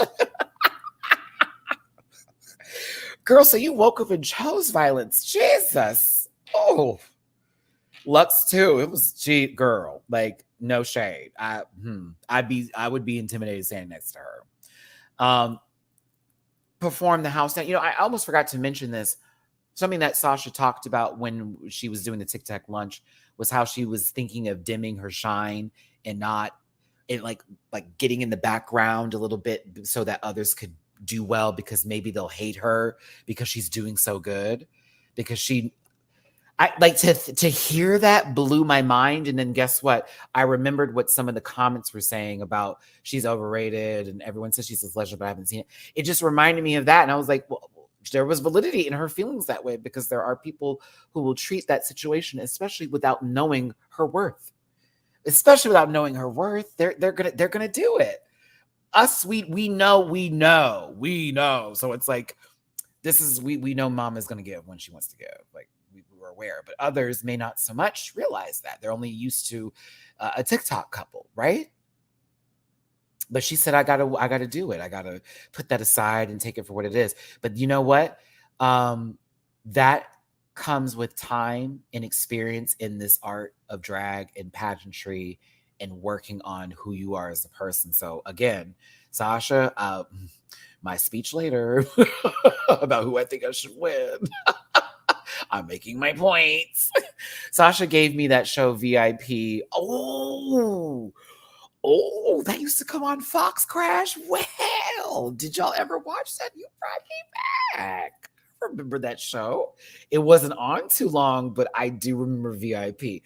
Thank you for the super chat. That was a good one. That's a good one. Oh, Pam Anderson. Listen, man, the 90s were 90s TV and movies. Please. Everything. Oh, goodness. Listen, Mistress still had a little trouble with the choreography, and there was a point where Michelle had to step on in and be like, hey, girl, like, are you just going to let these people get to you, or are you just going to let yourself end up being defeated in this moment? We're right here. We're right here. Give me a reason to keep you, bitch. You know, and our big titty sister over here pushed it out. She got the choreo together. One thing we will see later with the video is that, of course, her face was telling the entire story. But we'll continue on. A conversation about, you know, what our first impressions were came up, and everyone talked about how it was surprising that Sasha wasn't this ferocious, like, powerful bitch, and more so like this, like, relatable sweetheart and helpful and mom, very kind of individual. And I mean, Raja even spoke of it on the pit stop in reference to knowing Sasha and expecting different. And again, you know, we all have our ideas of people, but in reality, you know, everyone has multiple facets to themselves. Like, Sasha can probably be a fierce bitch queen or whatever, but she probably also is one of the most kindest and genuine people ever on the planet. So, like, all can be relative in the same sentence. Anitra being the quiet storm, and then, you know, Lux and her feeling they have the same similarities. Of course, Mistress being a shit starter, and then, you know, but also it just coming from a good place and it being funny and not like fully malicious and all that. Babette Casey, thank you for the super chat. For sure, it's going to be a double crown. You think so? You think so? Zero Genesis. Oh, let me find your sister. I was trying to play catch up. You know, when I start talking, y'all. I'm so sorry. I'm so sorry. Oh, there you go. Damn, how I missed this one. Hey, Matty and fellow Rant Pack. Hope y'all having a good day. That wasn't far away. My bad, baby. Have y'all listening to Pretty Privileged EP by Lux, Nothing But Bops? I haven't heard it yet. I've been listening to the Chloe album right now. I was trying to give Parkwood their money, you know, so they can release the visuals, because I don't know why else they're holding them. My bad, Zero. Thank you so much for the super chat. Haven't yet. We'll after this. But no, I've been listening to Chloe's album, and I think what is it? What are my songs? Because Jake Yonsei just texted me about this. Hey, Jakey. Worried and Feel Me Cry are my two. Worried and Feel Me Cry. Worried is that girl. I think that's my favorite so far. Oh, I love it. Love it. Love it. Love that song so much, because I'm like, that's my love life. They don't want to call me, and then they call me like, oh, I was thinking about you. No, you weren't. You would have called me last week when I wanted some. Anywho, they're going through here, you know, they're having these conversations, and they talk about all the gates and basically how Lux has been at the forefront of each gate that has taken place. It's just a good time. Let's move to the judges and what they're giving for the runway. Now,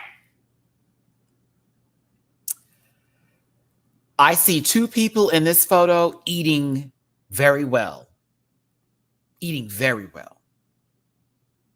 Fully nourished. All vegetables, vitamins, all that kind of stuff. Omar, Jake's got a new channel and things he's covering. Yeah. Check him out on social media. He posts. There are two people who are cutting the fuck up in this photo, and there is one person who is giving me the itchies. Okay? I'm going to help us all out. I'm going to do us a favor. Can I do us a favor? Okay, you're welcome. Ross Matthews, what in the Garfunkel fuck were you wearing? We're going to get back to you, sister, but Now, Michelle, you should never, because this is it. Michelle. Now, why are you peeing so hard right now? Michelle, get back in the car. We're almost to the hotel, Michelle. Michelle, get back in the car. Jesus Christ, Mary and Joseph. This is my favorite Michelle look she has ever done of all of anything that she's ever done throughout the Drag Race history. I'm saying it now. It is my favorite. She pit-dissed all over the runway. I added a D in there for no reason. This is my favorite she's ever done. I live. And I love her with big hair. So for me to say that, big deal.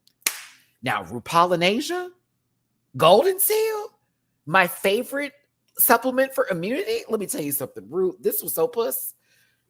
Now, I do not like this open paneling here, but I'm letting it go because everything else is immaculate. It just, it oozes you. The silhouette is so right with God. This gold is right with the hour. Everything. It's 2 a.m. here. I'm going to go to sleep listening to you, Matty. Thank you for that.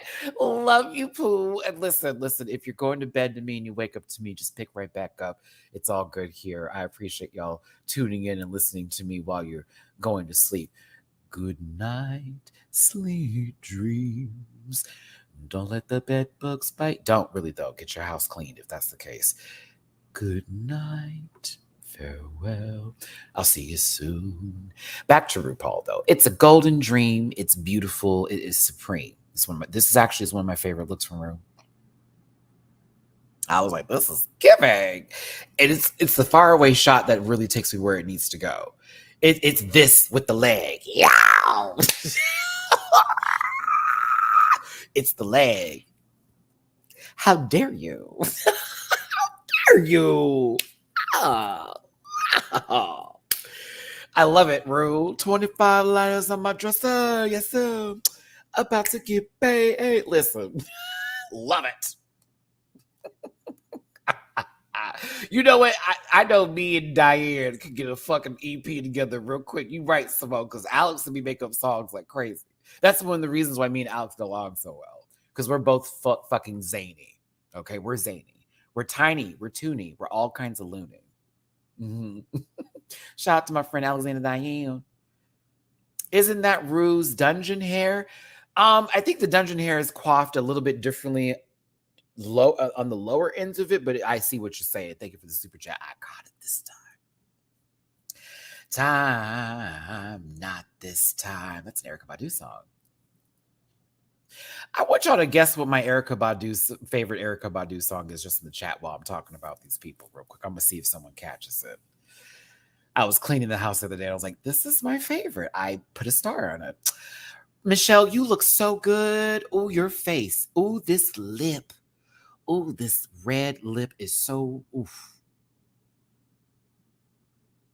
Yep, favorite look. Nonchalant one, you are correct.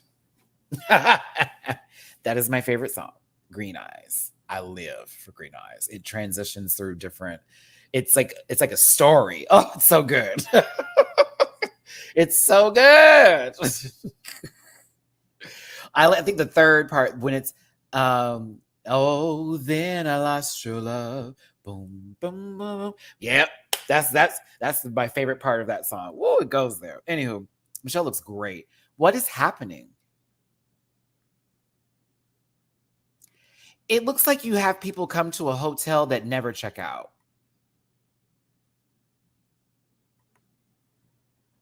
Everyone give it up for Norman Bates. Like, no, ma'am. Ross, you're a kind soul, so God bless you, baby. But this I hate so much. It just looks like you have a tacky house. I know that blouse is probably expensive too. So the designer's like, girl, fuck you. Probably. Are you cute? But yeah, I love red and black as well. No. It's like Orville pecked him. Or Orville left some of his peck on him. Oh, there it is. And disclaimer. Disclaimer. 500 plus in the room. I appreciate the support and listening to me ramble on about a show that we fucking love. Please hit that like button, share, and subscribe. It's your boy, Matty Rants. We're talking about RuPaul's Drag Race Season 15. But yes, reminder, it's a show for entertainment, so relax. We're all doing this for fun. Relax. Oh, I had to pull that together. I was like, I could make something gross out of that. No. Oh, yeah, something's running up that hill, all right. Okay, listen. Now, before we do the runway, because I feel like talking about this in an order of interest, let's do the music video first. Michael Jackson, look at you. Honey, look at you. Look at you. Baby, you may be in... some girls don't believe heaven. You may be somewhere resting. I'm going to use that terminology right now. But the girls are still using you as the blueprint for all of their work. Well, RuPaul, this was smart since Azalea Banks would just cuss you out online if you took her flow again. But this is blaming it on the edit, and this is definitely Michael and Janet Jackson's scream tease. If you are a young baby and have never, ever, ever, ever, ever seen that music video, do yourself a favor and watch it. If you don't live and breathe for it, watch it 20 more times and then figure it out.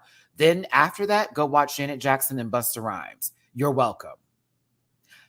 Hype Williams is one of the best directors we've ever had in music video history, period. But also, Scream, was that Hype Williams? I don't even remember. I just mentioned Hype because he's an excellent director, but Scream was one of the biggest, it was like an event. Like the making of that video was a huge deal. It was also MTV, which it's interesting that they're doing Blame It on the Edit and they're doing a Scream reference because it's like, right? Like MTV, but making the video was that show back in the day. It was that show. Like we saw Britney Spears, Oops, I Did It Again. I played with Shark. We watched that all go down. We watched her do Crazy too. Remember for that one horrible movie with Melissa Joan Hart and that one guy who has many brothers? Something. Or not the guy with many brothers, but the one who was not ugly, but kind of ugly, but not really ugly. But he was in Devil Wears Prada, but everyone likes him because he's like that brooding, like, oh. But it was like, what? Drive me crazy. I just can't sleep. I'm so excited. I'm in too deep. Oh, crazy. And it feels all right. Baby, thinking of you. Listen. Don't you ever question my love for Britney Spears. Ever. Don't you ever. I bought all of her albums up until a certain point, and I'm not shading Britney, but there was just a time when the music did not feel like it was her. And then once we realized what was going on, I was like, oh, okay, now I get it. But God, man, the 90s, early 2000s, anywho, Scream was that girl. This is what it's based off of. Oh my God. Listen, RuPaul had a little fun moment here. Even their cryogenesis, the girls are awaking. Sasha's giving. Let's just get into the full video of it all. It's a great video. It's a nice video. It's one of her better ones for Ru. Anitra's verse was okay for me. I thought Anitra's verse was okay. I'm not shading him. I don't think it was bad at all. It was cool. It was word by word. Word by word. Word by word. Vogue, word, dip, word. For me. So I liked it. I was like, oh, okay, that's cool. She did the assignment. It wasn't bad. It could have been horrible, but it was like, I'm going to duck walk through the comment. I was like, okay. Stomping on roaches. Now, Reggie, when I tell you Calabasas, Belcalis, bitch, when she said that shit, Reggie, I had flashbacks to Belcalis, bitch. Baby.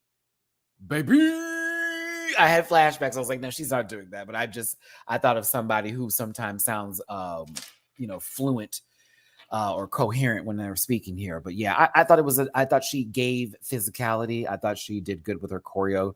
Her face was a little vacant, a little, because, she was thinking about some of the movements. But I thought she did good. She did good. It was nice. It was okay. It was cool. It was just word by word. Ha. Now, Lux Nor London. Let me tell you something, sweetheart. I'm impressed by your talent.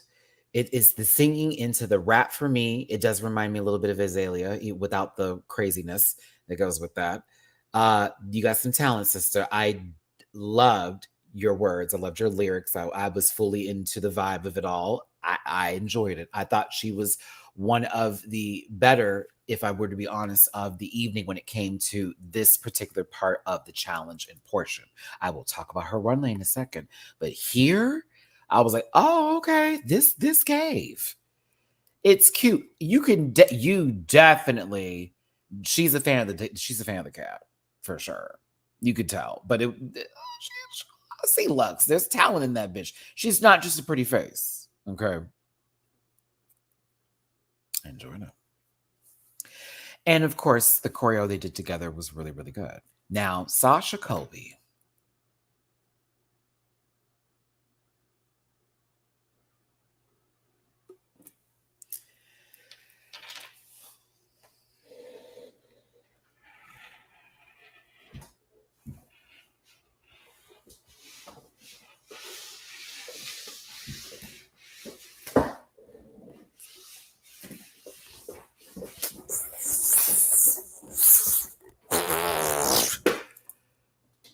Okay.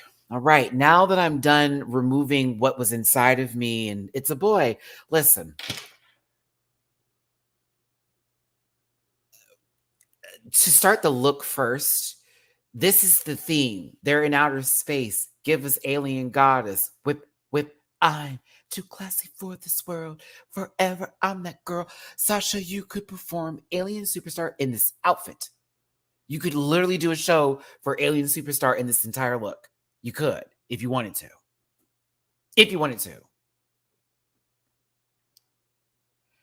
Bad bitch body. I don't come to play 21 Jeremiah. Sasha's flow was giving me 21 Savage too, and it's okay. I was here for it though. It definitely gave me that 21. You know what I'm saying? That's so funny. But no, it's good. Her rap was great. I enjoyed it. I felt it. She said, baby, you know who this is. Like, okay, this is Sasha's game. I said, yes. I loved it. I did all my rent money down the drain. Ooh, there we go. Now, yeah, she did good. She did really good. Mistress. Now, when it came to performing, it was not the same exactly as, everyone else. There was a little bit of worry in your face and all of that, but I wouldn't tell you this. When you came to this individual scene here, when it came to you performing your rap, oh, you ate this up too, girl. I was like, hey, I enjoyed it. I was like, oh, get in, bitch. Movements later, I was like, oh, but this part here, oh no, you played, you played. It was puss. I was like, yes, ma'am. It was a good rap. I enjoyed this part. It was definitely what it needed to be. Now, when we got here, it was a little bit different. There was some worry on your face and all that, but you still did decent. Nobody was really horrible. Mistress, unfortunately, was the weakest link in the choreographing. Yeah, when it came to the dance department, she was the weakest link there. But she was, in my opinion, in the top markings for the rap itself. I think Anitra had the lower rankings for the rap, but in physicality, in performance, it was a much higher rankings. That's kind of why I felt they were in the bottom two, for just those specific reasons. Like, Anitra's rap was nice, and Mistress's, she was okay with those. So it was very, going by plucking hairs here, plucking hairs. Did anyone else clock the fact that everyone else was giving you this wonderful moment of falling through space or zero gravity at the time? And Mistress, you are a troll.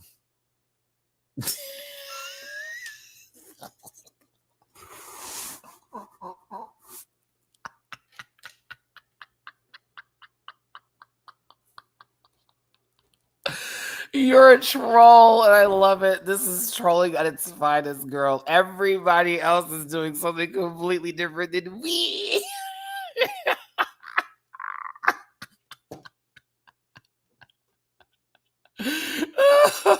Oh, goodness. She was like, girl, you want me to do what while I'm laying down? No, bitch.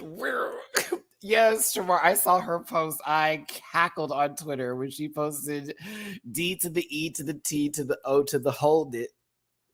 X. Naomi Campbell on these hoes to the crown. Next, it's still that. Sorry, Detox coming at you with the slow verse. That's still my favorite from All Stars 2. Yes, Detox had the best rap in All Stars 2. I said it. Yep. Did.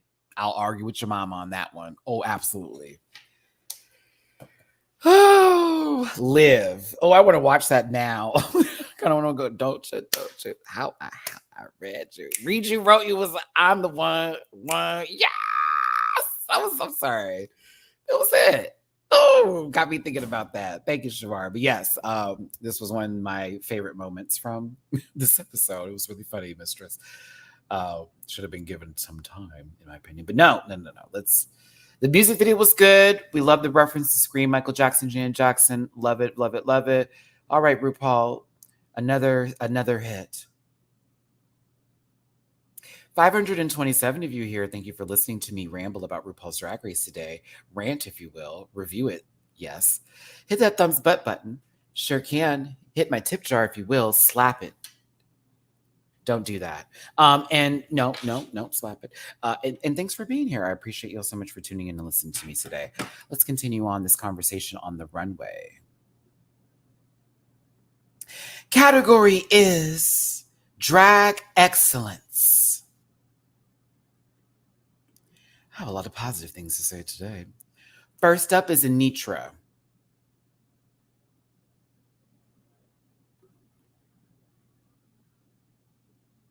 Eat.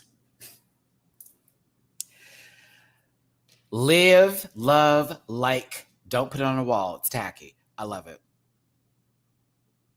She's a bob. She made that? It's a bob. Further bob. Just for making bob. So I think what I live in, right here, honey, Pokemon it down, you better. I love the fact that the headpiece gives, the wig gives a headpiece.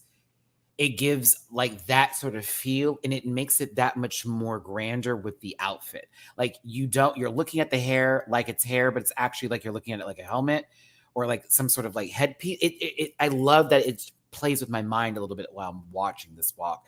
And I love her face. Her face is stunning. I thought it was everything. I thought this was beautiful. She looks good in blue. I'm here for it.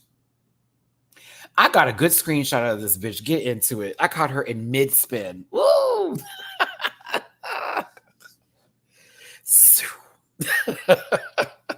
I had to catch it in mid-spin because I was like, yes, girl, you better be giving it. Come on, mama.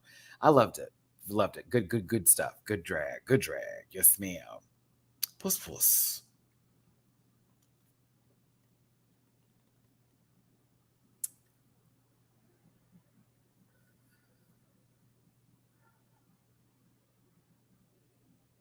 Disclaimer, this program is for entertainment purposes only and content is not intended to malign any religion, race, company, individuals, or wigs. All opinions expressed by MattyRants and program participants are solely personal views and do not reflect the opinions of every human being on the planet.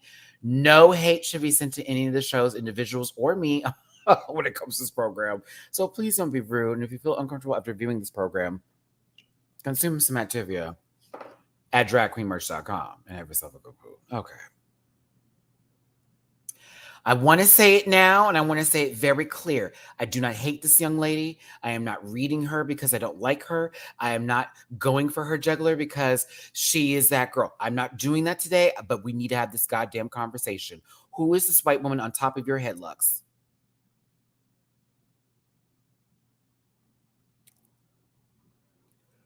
That lace is a whole nother color. And like a whole nother color. So it took me out of the fantasy a tad bit. Not even trying to be rude, nasty, or shady. I'm going to get into the dress in a second. But when I tell you, I was staring. And you can see it in my reaction. I posted it to even Twitter because I was like, I'm not trying to be mean. Did anyone else notice this? Like when Bianca mentioned it, I was like, okay, thank you. I'm not losing my mind. Now look how far away she is right now, right? You don't really clock it, and this is like a really great silhouette. Then I look downstairs, and all of a sudden, the Sesame Street music starts playing. Dun, dun, dun, dun, dun, dun, dun, dun, dun. Are we going to learn about the letter A today? What's going to go down? The number is 6. Lux, you got orange legs, you got a white woman scalp. What's going on? What's happening? You look like Chloe, not baked. I'm confused. Brent Curry, thank you for the super chat. The lace needed a tanning bed. Bitch, it needed black lace.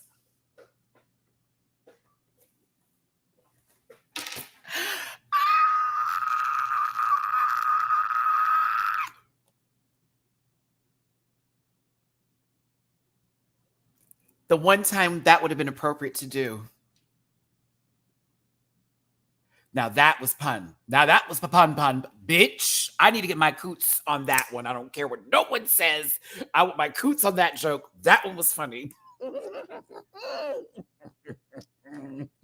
Could someone get Ted Danson to do her? Do I go there? Sure. Sharon, where are Jimbo? Oh, no. They would know how to do black lace.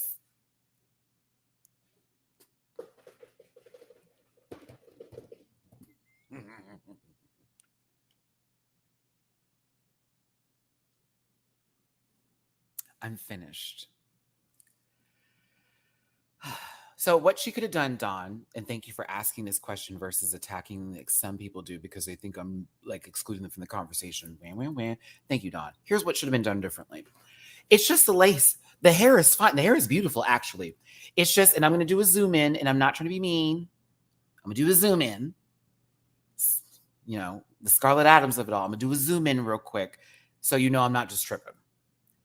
And I hate to do this to her because I live for her, but I was evil. Look at that orange foot. Why are you so orange down there, girl? Listen. Mo, don't be mad at me, sister, but that is another person on top of her head. It's like Big Lotto it's like what Big Lotto gives if she painted her face a little bit darker and she would listen, it's not the lottery. It needed to be a different color lace underneath her hair because what Luxe was doing is she was painting around the lace. And you see how in the front, like I'm going to give you my arrow. You see how this is blended in with her makeup and this matches? I'm not tripping, am I? Okay, bet. Let's keep it going. I'm not tripping. This is literally how you were blending in.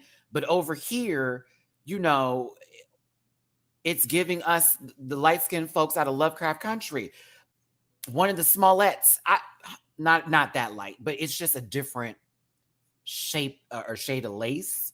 And so when she put it on top with the makeup, it just looks so different. So that could have been the change. There could have been some paint. She could have painted in between the parts, closer to her makeup shade. So that way it would have blended better. There's tips and tricks to do for this. And I'm not shading her and saying she just rushed out there and did all that. I could not stop staring. I couldn't stop staring at it. Girl, did y'all see my face? Like, go to my Twitter. I was just looking like, who is Kamala Harris is on your head? What is this? It's like Condoleezza Rice is sitting on top of her head after getting her hair done in some sort of fashion she would never do. But give it what it is. I think the dress is pretty, though. I think the dress is gorgeous. I wish she didn't have orange tights so badly. Like, maybe she was trying to match the lace.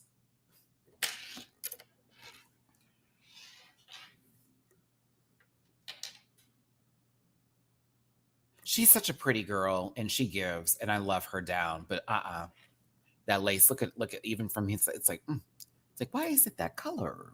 You know. Girl, and she about to tell some child about, discuss in a private way how to get the COVID vaccine, bitch. You know what I'm saying? Look, me and Elmo have questions today. Like, where can we go? And how far will this be?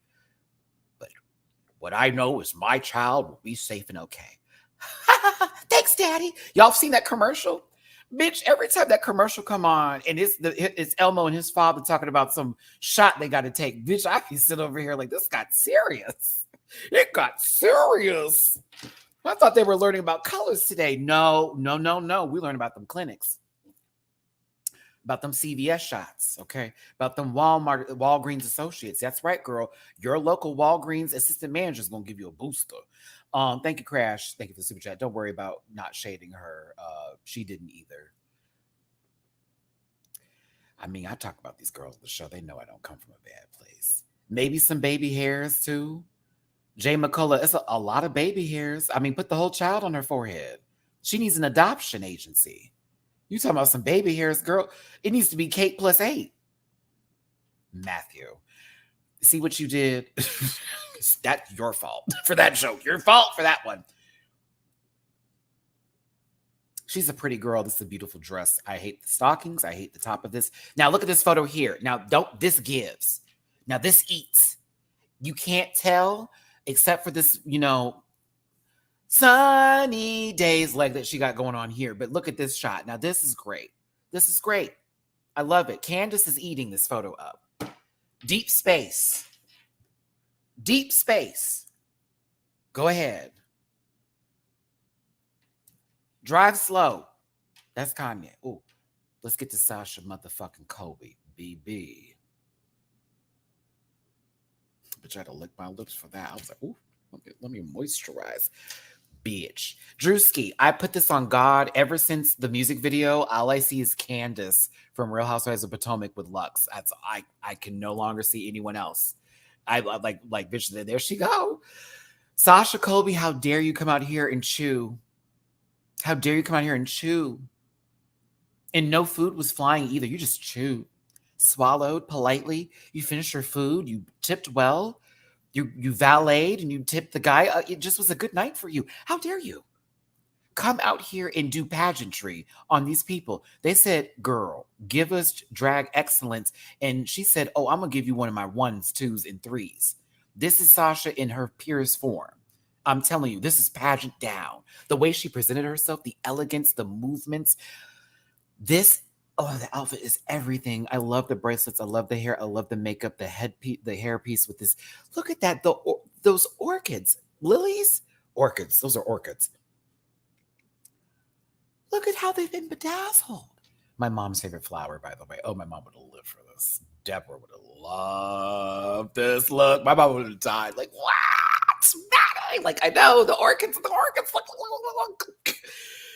It's beautiful. It's beautiful. It's just beautiful. It's also just high drag. Like, look at all the extra accoutrements in the eyes. She didn't even do an eyebrow. Do you not understand? Like, she didn't even draw an eyebrow. That cut crease is enough. She put all that just for the brow. Bitch, get in.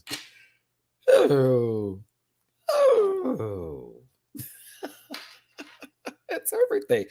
Kevin, thank you so very much for the super chat. Do you think MIB knows Lex's lace? She called out Robin for it and even helped with the twins with theirs, but not a word about Lux. Maybe they did say it and it was something they couldn't fix in time. Maybe it was the edit. Blame it on it. Thank you for the tip poo on the Venmo. I appreciate you, baby. This is a woman. Phenomenal woman. Phenomenal woman. Phenomenal Sasha Colby.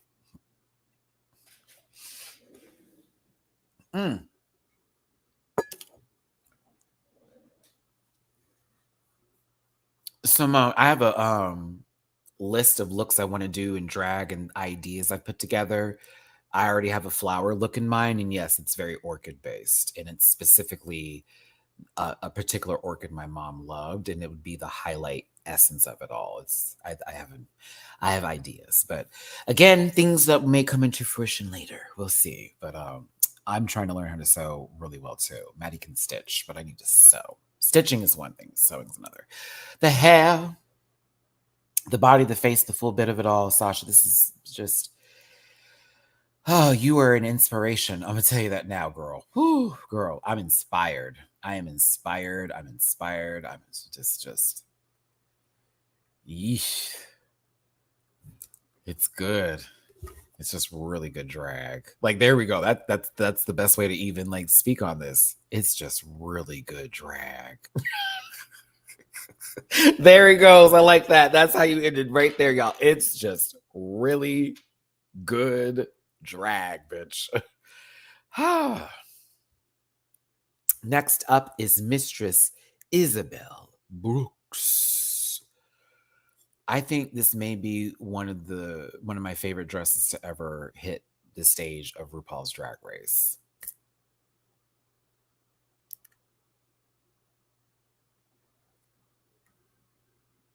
Nicola, oh yeah, my mama is very much my inspiration through my drag. But yeah, this dress is so fucking just everything. The fact that it's beaded for filth, it is beaded. I love and I'm so happy that there wasn't like this overabundance of spots. I kind of like the fact that it's very smally placed in certain portions. But I think what's so brilliant about it is that it's a hand beaded print. Do you know how difficult that is to do? That is difficult. This dress is time. You can tell there is time that has been put into this. Get into the detailing of it. Oh.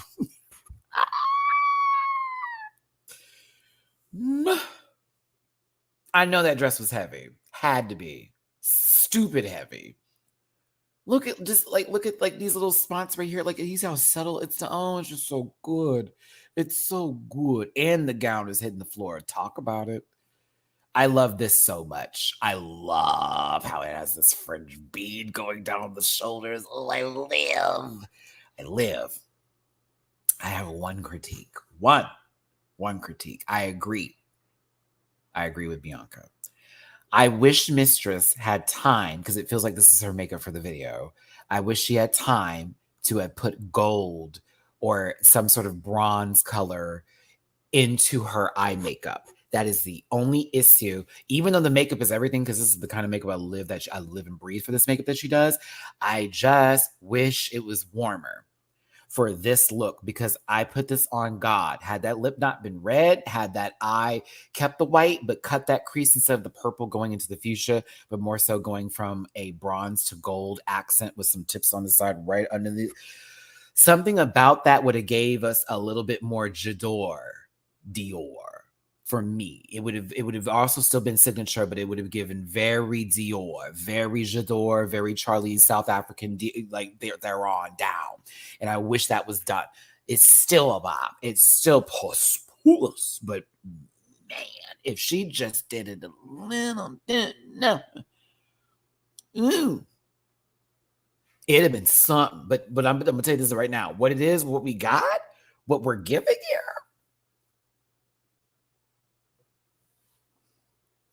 Come on, I know you know my sister. Hey, Adelaide. Hey, bitch.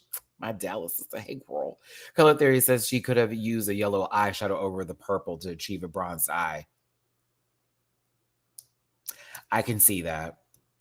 Maybe a blonde updo. No, here's the reason why no for the blonde updo, but a good point, Christopher. The reason why I'm saying no for that is because we got a lot of blonde recently from her. So it was nice to see her with a darker rooted hair. That's the only reason I'm going to knock that. I did like the loaf too. It was a good loaf. The way it was cut up in the back, I was like, ooh, kid. I was like, oh, it was a nice little loose up, nasty do. It wasn't so tight and stiff. It looked like it had a little, if she needed to pull it out, it'd give you a little long escape. I liked it. But listen, I gotta say, for the hair, not the hair, I'm reading Eminem. For this runway, I was impressed by everybody for the most part. I did not like Lux's lace, but that's potatoes. You know what I mean? That's potatoes. I liked everybody. I thought they were good. Are you ready to go through the trauma corner real quick? Ooh.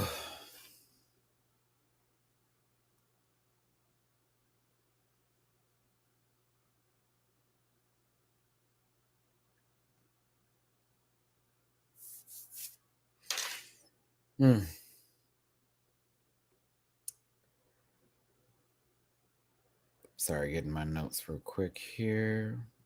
All right, here we go.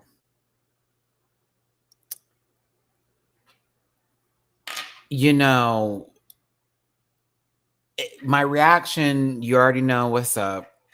I was sobbing throughout the majority of this. I relate to everyone's journeys of surviving, thriving, moving forward, acceptance, that love for oneself, all of it. I relate every time to everyone's story. I related to Anitra and their journey and them talking to themselves in their younger form. I related to Lux in a way, in reference for that, you're gonna, tell yourself one day that you're gonna be a star, and it's gonna happen and come true. Because I remember when I used to pray about being on TV and being like, God, please give me that moment, and I got to experience that with TMZ. Of course, and then y'all saw me in the commercial for RuPaul's Drag Con UK. Sitting there in the audience for the winners panel, the entire panel being there, very much that, I feel in those moments every day. I have to remind myself that I'm achieving something new. I'm breaking a goal that I set for myself when I was younger, and I need to give myself more credit. I love that Lux does give herself that credit. I'm really thankful that they used this picture of Sasha and they didn't go by her dead name. I'm very happy that this wasn't one of those moments where it's like, do you want to have that conversation with? No. Okay. I'm very happy that they did that. Because I remember in this one show I was watching, it was like that was the whole thing. And I was like, girl, we're not supposed to do that. Like, that's not what do you do not know the whole entire purpose and process of all of this? Like, what are we talking about here today? So I was very happy in reference for that. well, I believe she fully changed and, did everything herself. Yeah, her name is Sasha now, just like, everything else. Anywho, focus, Matt, focus, because girls are asking questions. I'm trying to just give you my opinions here. I love when Sasha was like, first of all, woman.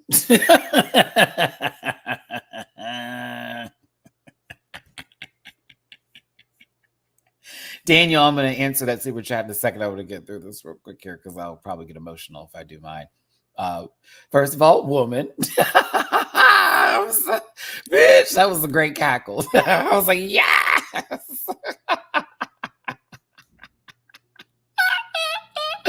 It's like they don't know what they're talking about, so don't listen to them, first of all. But her conversation with herself was just beautiful.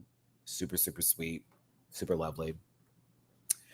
Of course, I got emotional for Mistress's photo because we had that conversation with Mistress already in reference to, their childhood with their mom and, that situation. So, I felt for Mistress here having that conversation with themselves. This is always tough to talk about, talk to your former self. Sorry, I had to apply a little lip chap. Talking so much. But yeah, Mistress, I was sobbing because she said something in reference to, feeling like nobody around you supports you. And I've been there. I have done that. Daniel, thank you for the super chat. Do you ever think of what you would say to yourself? I had to edit out of my reaction what I would have said to myself because I said it and I cried and I edited all that out. I know exactly. If I were to see me now and I had to talk to me,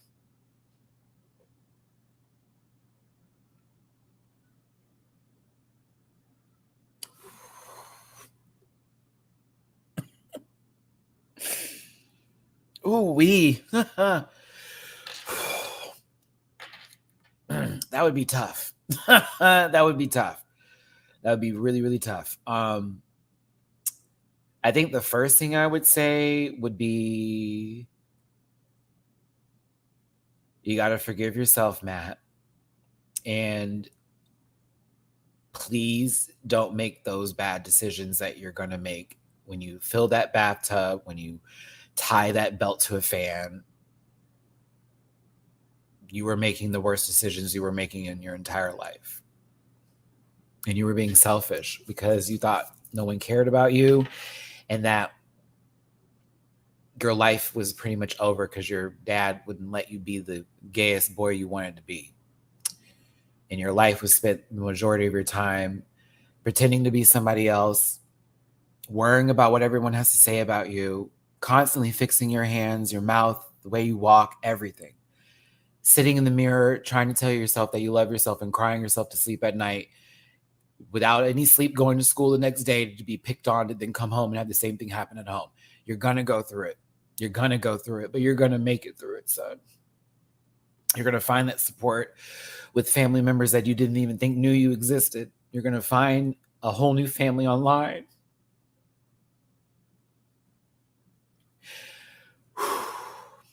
You're going to make your dreams come true in so many ways, and you have more dreams that are going to further come true because you're only just beginning, and even at the age that you are now, but it's going to be a very hard journey, and you're going to meet the wrong people, and there are going to be people who are going to take advantage of you, and they're going to try to hurt you. You're going to make friends that aren't going to be your friends anymore, and you won't understand why. But you have to just keep going, and that is going to be your mission statement for the rest of your life, Matthew. It's just to keep going. Stop looking back. Keep going. Remind yourself of who you are and how powerful you are as a person and what God has blessed you with in your entire life. You have never failed. And that's what you keep forgetting. You have never failed. Okay. There we go. Okay. Sorry. Whew.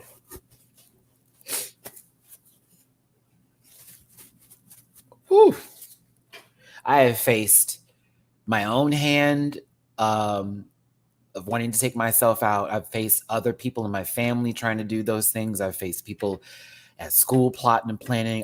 If you've been picked on, you've been bullied, if you've gone through it, if you've sat through some sort of depression, if you've ever had something like that and you're looking for someone's channel who can relate, I'm that girl. And I've been that one. And I've been vulnerable about my shit. It can be used against me. I know how people operate. I'm okay with that because this is literally how I've been as a person. I've always been a person to speak my truth and be honest about where I'm coming from, take my L's, do the full bit. I don't change my story for nobody. So when I say all that I say, I have gotten close to my family, but we're still not as close as we are before. But I really appreciate y'all, my Rant Back audience. I know some people leaving right now are telling me to go fuck myself. Fuck you too, bitch. Don't even matter like that. I do this for y'all. I do this for me. I do this for us. I want nothing but the best for you, and I want nothing but the best for me. But my end game is to get my fucking late night talk show, man. Have a good run, retire in peace, and give back to my community for the rest of my life. And have a nice puppy or an animal shelter sanctuary that I always talked about. But that is my goal end game in life. And to have a nice partner, if God willing be. But, you know, we're all fighting the same fight. We're all on different journeys at the same time too. But like when people come at me or come at y'all or feel all that kind of stuff and want to be snarky, snappy and think that I'm coming from a malicious place, you don't get it. You don't. Everyone expresses themselves differently. Everybody has their story. I would not be here today, but many times that I wanted to go, that I decided to give up, somebody or something stopped me. And I'm thankful for all those moments. So let's continue on off of me. But thank you for the question though. I was debating on like not answering it because some people will be like, no, I don't want to hear it and all that kind of shit. But this is me. This is who I am. And love me or hate me, my pussy's still fat. Let me stop. But yeah, for real though. I'm a testament, not even to like throw it at people's faces, but I'm a survivor. I know what you've been through if you've gone through it. It is a journey every single day. Keep going. It sounds stupid, but seriously, keep going. Nothing is that bad to where you need to you will be surprised what tomorrow can bring you.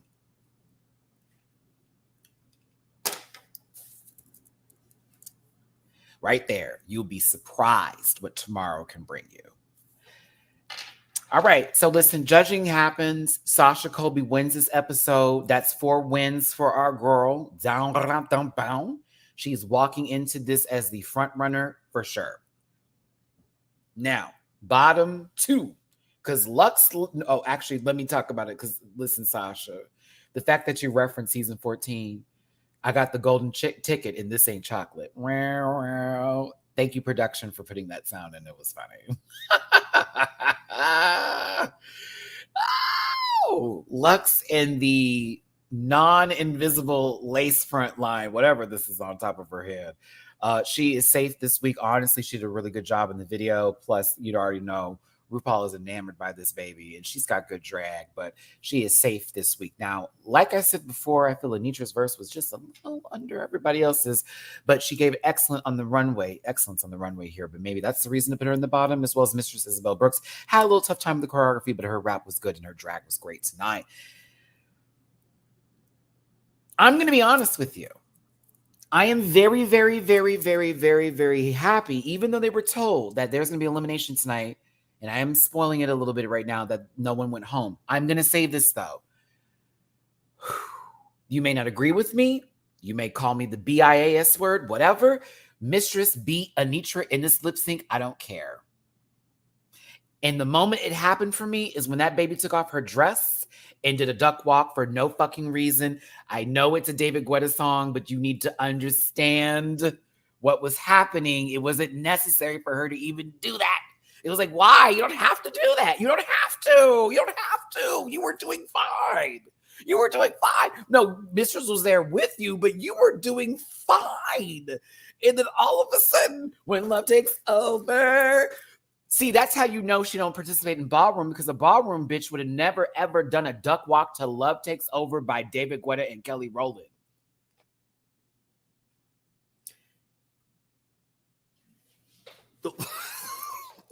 I'll have to step out the room for that one. Let my dick breathe. I'm sorry.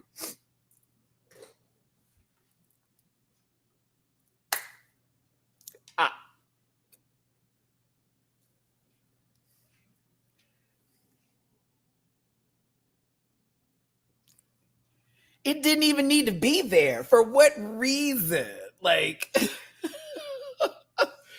I was enamored with the mouth and the emoting of Mistress. I knew that dress was heavy, but I was like, okay, she's gonna give a little something here. But I thought that Anitra was doing a really good job. It was like, okay, so y'all are taking this the gown route. Bet I enjoyed the gown route. That means that we're gonna get all of this in the face and we're going to get hand movements and it's going to be a bit of the body, but it's going to give us what we want, is give us a gown moment. So I was here for it.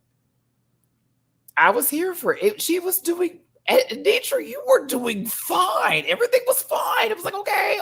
Like, I was enjoying MIB emote, girl. I was like, yes, baby, you better give us when love takes you give me the last that you got. That titty, but listen, that dress was so fucking heavy. You were throwing that chest up and only made it about 30% way. Listen, if this was water, you'd been drowning. But I was okay. She chose a tongue, bad. I was here for it. But it was around this time for me when I just was like, okay, Mistress is starting to pull ahead. She's starting to pull ahead here. And then she took off this dress, and then it was these little ankle boots, and I was like, oh God, is she about to turn around and start quacking? Is this about to happen? Am I about to see your appreciation and not your participation? That's what I'm about to see, all the appreciation of it. I'm going to walk that duck to the finale. Listen, you did, though, Anitra. You did, though. But you did. But this was stupid. You look really weird. Be mad at me if you want to, y'all. I don't care. She looked crazy doing that shit during this part of the song. What? I was like, what? For what reason? What reason? While Kelly is doing her verse, when love takes over. Yeah, that was weird. It was weird. I was like, no. It reminded me when Lucy was singing in a different key and telling people she didn't understand why she's in the bottom. Let loose. Mistress was laugh. This made me laugh. She was like, what is she doing? And we've seen the other girls mimic the ones who do more physical movements, but what Mistress did differently than everybody else, it was this for me. Look, I had to take my bracelet off. She said,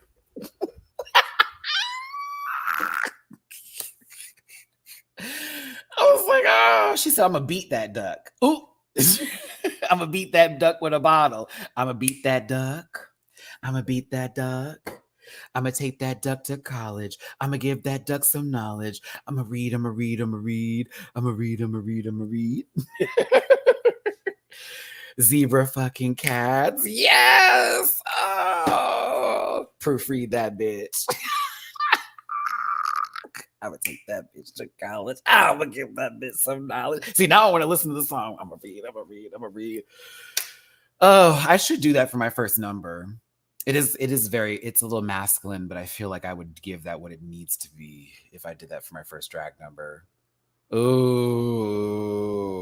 Because I do have time to change the song. And I do know that song verbatim. What's wrong with doing that? It's the first time. I don't know. Bitch, I'm getting ideas for that. See, I just think of choreography already in my head. Okay, it be zebra fucking cats. Cue the lights. I'm already having a full backbend moment. My head's almost touching the floor, and I'm slowly coming right back up. I'm not at full position until he starts talking. Oh. Okay, let me stop. I also said, would it be crazy if I performed Queen Bitch by Lil Kim? Queen Bitch, supreme bitch, killer by any means. See, Queen Bitch. Z's, check it. I better listen. Whoop. I write a rhyme, melt in your mouth like M&M's. Roll with the mafia. Remember them? Tell them when I used to mess with gentlemen. Straight up apostles. Now strictly that jostle. Killer for the figure. How you figure? The cheddar would be better. Beretta inside of Beretta. Nobody do it better than a wet shell. Like a hurricane and typhoon. Got food screaming. while I watch cartoons, sleep till noon. Verbatim. Anywho. I enjoyed the lip sync. It was a nice one. Wasn't crazy. Wasn't too much, but it was okay, who was gonna go here? Who we feeling? I felt, oh God, Mistress to me won this one a little bit better. However, I was like, oh, are they going to go by tracker? Because Anisha has like 3 wins. She's been walking that duck. They love her nod to Vogue, but not actually voguing, like all that kind of bit. I didn't know what was going to happen here. I was like, oh my God, did Houston get knocked out right before the finals? I'm afraid not. The Rockets are going to the playoffs. RuPaul said, first time this season, I'm making that decision. It is a double Shantae. She wanted to eliminate one person each episode and keep it a clean run. She said she couldn't do it. She likes them too much. There's too much good that's happening out of this group, and the decision is made. There is a top 4 going to the finale, the grand finale of RuPaul's Drag Race. When I tell you a sigh of relief, because I was like, I don't want Anitra going, even though I thought she lost, but I don't want Mistress going because she only has 1 win. I kept feeling like, okay, like don't do it. Like I know we want to do 3, but like we like all 4. Like the audience, we like all 4. Don't do that. We can see all 4 like do it. Please don't do that. Please don't do that. Made me sick. Yeah, Chichi, you can see it. She gave a little back and forth, like, like if I did it, but no, I like all these bitches. This is very much that. She finds something in each one of them that she loves. It is another all POC top 4, all representing completely different backgrounds, Pacific Islander, mixtures, Asian representation. Up in here, we have, our Black sister up in there with Lux holding it down, with Jersey over there. You got Mistress Isabel Brooks, Latina queen, giving it all that she can give. I'm not sure, is Mistress Mexican or is she? I'm not sure the full background of her. I need to ask her when I see her. Sasha coming from Hawaii, fucking it all the way up. There's a lot. There is a lot that's on this plate, and I'm happy for the top 4. I don't know if y'all know who I think is gonna win or who I'm rooting for. I'm rooting for everybody, but she's met. Okay, cool. I'm rooting for everybody. However, this is a big however. There are 2 people in particular I'm rooting for specific reasons. Specifically. 1, I am Team Mistress. That is hometown. I have rooted for every team and everyone from my city, even of the worst variety. Mike Jones, girl, I'm going to be holding my city down. I don't care how you feel. But who I think is going to be that girl in the winner of season 15 and who I just see it for, and I just feel it in my fantasy, is Sasha Colby, the one. Everybody who is left, and even some people who went home afterwards, like Selena Estides, Lucy LaDuca, there is a lot of all-stars potential out of this entire cast. This entire cast is ready for the go. Like, immediately put them on another television series. Everyone's ready to go. A lot of the girls that went home early that could be given more time, do it. I wouldn't mind seeing a lot of people from season 15 on an all-star season go up against other girls too. I'm just saying there was a lot to work with this group of queens, and everybody has a little something. Got a little something. I think Anitra is amazing, and I think Anitra has the it factor. But I feel like, and with Irma, you saying Anitra is a fan favorite, okay, I don't agree with that. But I think that Anitra's the fan favorite that you feel from them would work better again in another setting, not just here. And I think based off of just feeling one is, the supreme and the other is a rising supreme, is that if Anitra say doesn't win this and then comes back, like after time, you know what I'm saying? You know how it works with the All-Stars girls where it's like, okay, I took some time away from the show. I saw myself. I come back. Oh, I feel like if she ever came back, like if she didn't win this and she came back for an All-Stars, it would be a tough road for whoever. Stanley, like, we know better, but you know, I get it. I get it. Some people feel that way. I'm like, no. But for me, I just feel like, I don't know. I don't want to take away from everyone's love for the other queen, but I'm sorry. Like, I'm bringing in outside of Drag Race into this. I'm bringing Drag Race into this. I've seen this happening since the beginning. I've literally called this while she's on stage moons ago. Girl, if she ever got on Drag Race, she would kill it.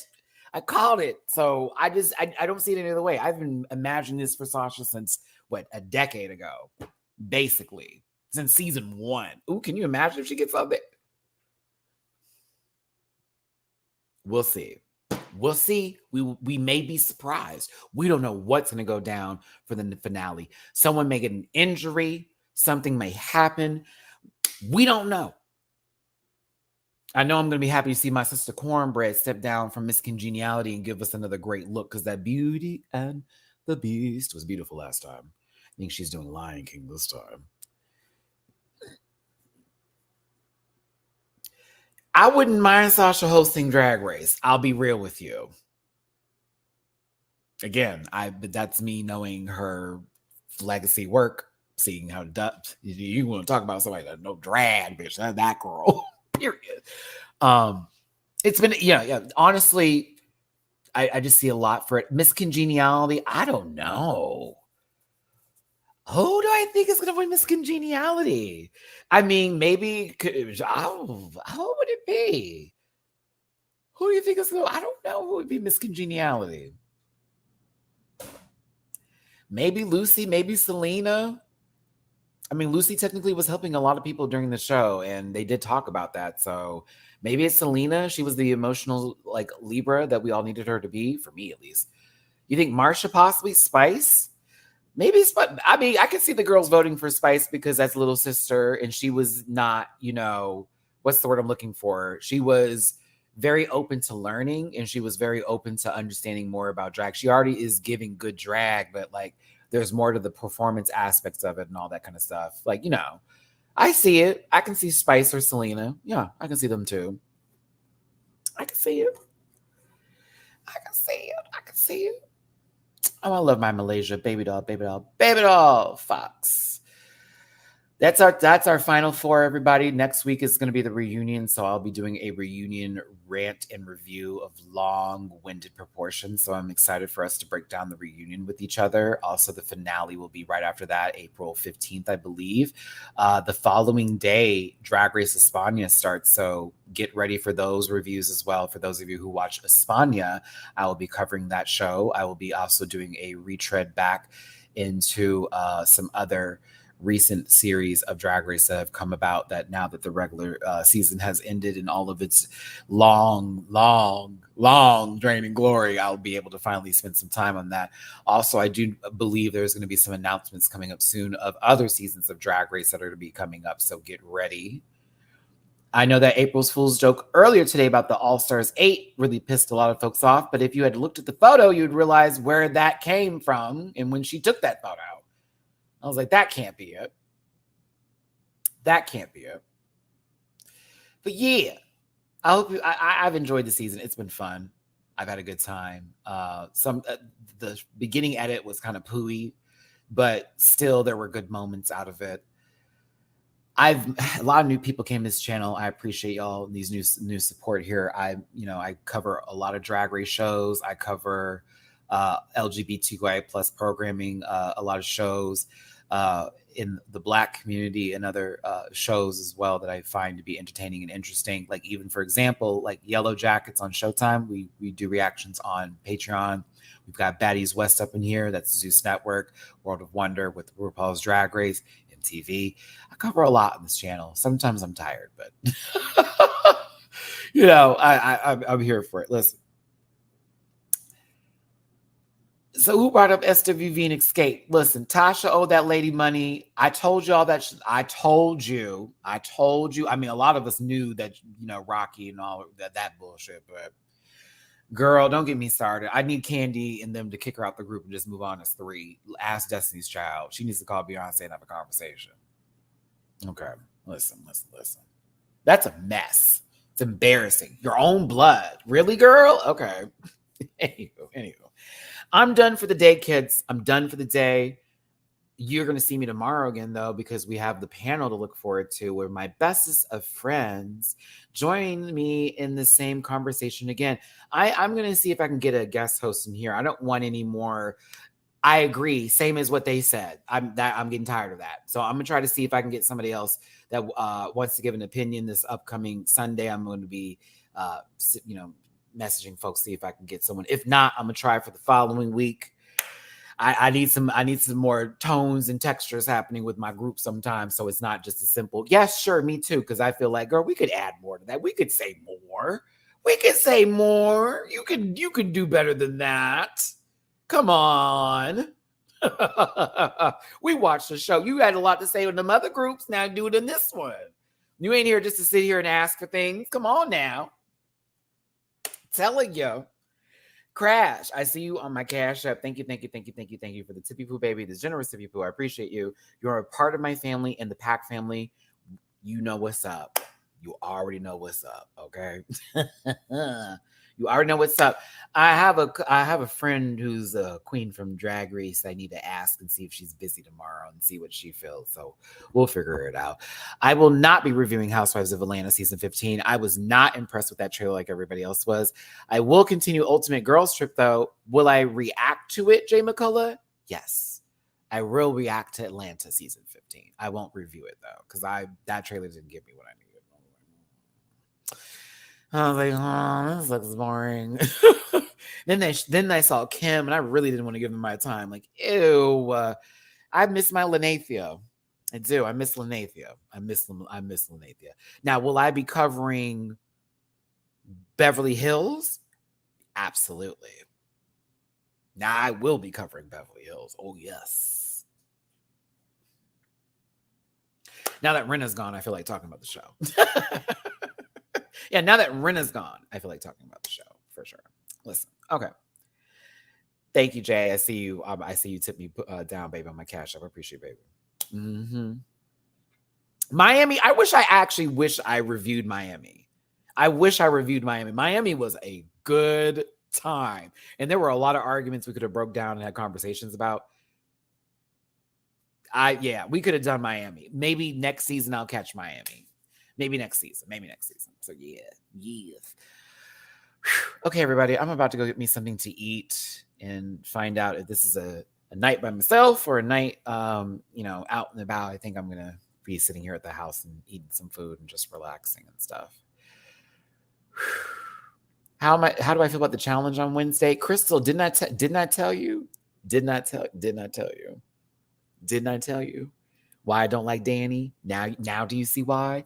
Now do you understand why? You let it go into that girl. Like, you just set everybody else up. You could now be thrown in, dummy. Like, I told you they're trying to be this, the vets are doing it. And it's like, bro, you need to play the game a little bit longer, and then you can start making power moves. Y'all are making the wrong decisions quickly and trying to throw your nuts on the table. Stop it. Sarah, I need you gone soon. But yes, I told you they're moving too fast, and they're also playing this a little too cocky. That's my issue.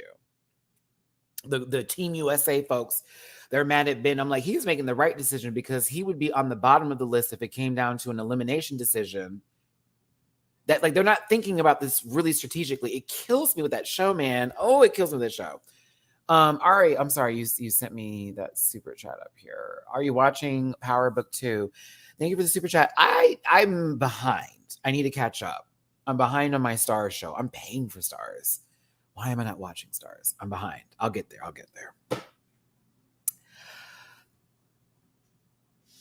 There are points I like about it and some things I don't like. There's going to be a twist or something's going to happen for the next episode, so we'll see. But we'll see.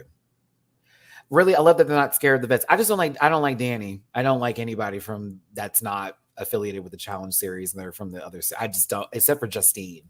That's the only one I like. I don't like any of them. except for the vets. Like, so serious. I guess, yeah, I think I'm that person now. I don't like the new folks. I'm like, oh, shut up. That's me. Shut up.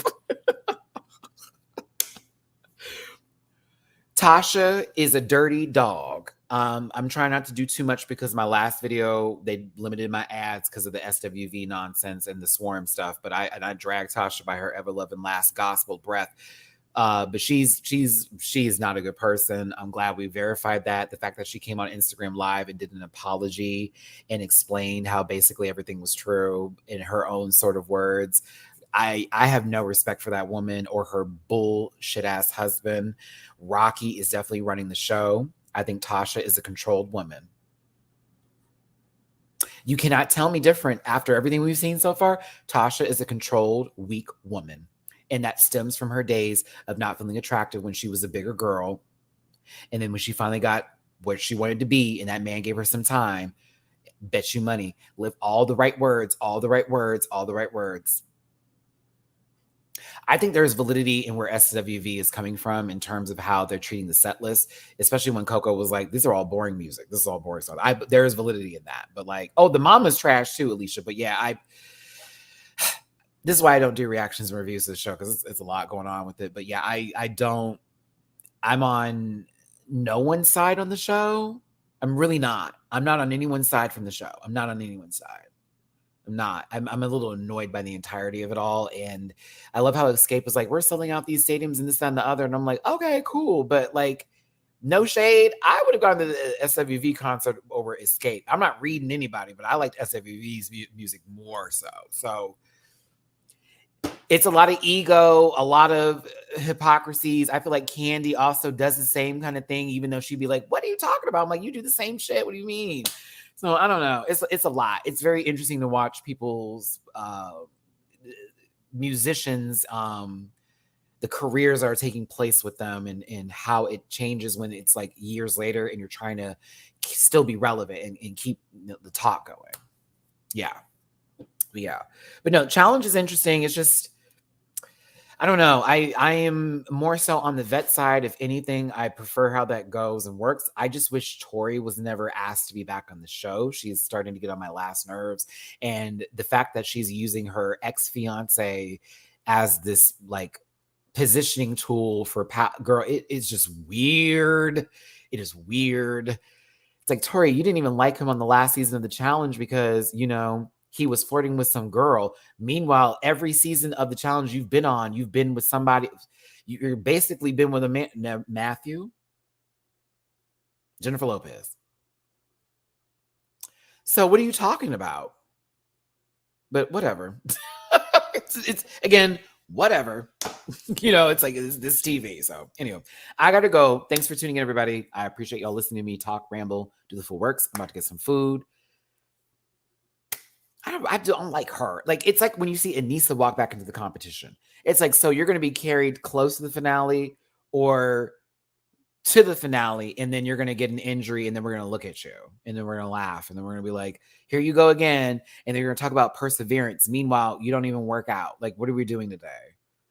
The only time we've seen Anissa work out or do anything physical is in the challenge house. Like, outside the show, she's not doing anything to be like, I want to be on a TV show to actually do something physical. It's embarrassing. I love her, but it's embarrassing. I'm a vet at losing. Okay, I'm done. Take care, everybody. I appreciate the support. Thank you for the tips. Thank you for the love. Thank you for the super chats. Thank you for the participation. I send my love to every one of you. I send my peace, blessings. You got my heart. I love y'all down. Take care. I will see you tomorrow for the panel and for another fun, wonderful, exciting conversation, hopefully, with my good friends. We'll take care and we'll see you next time. Bye. Listen. Yeah.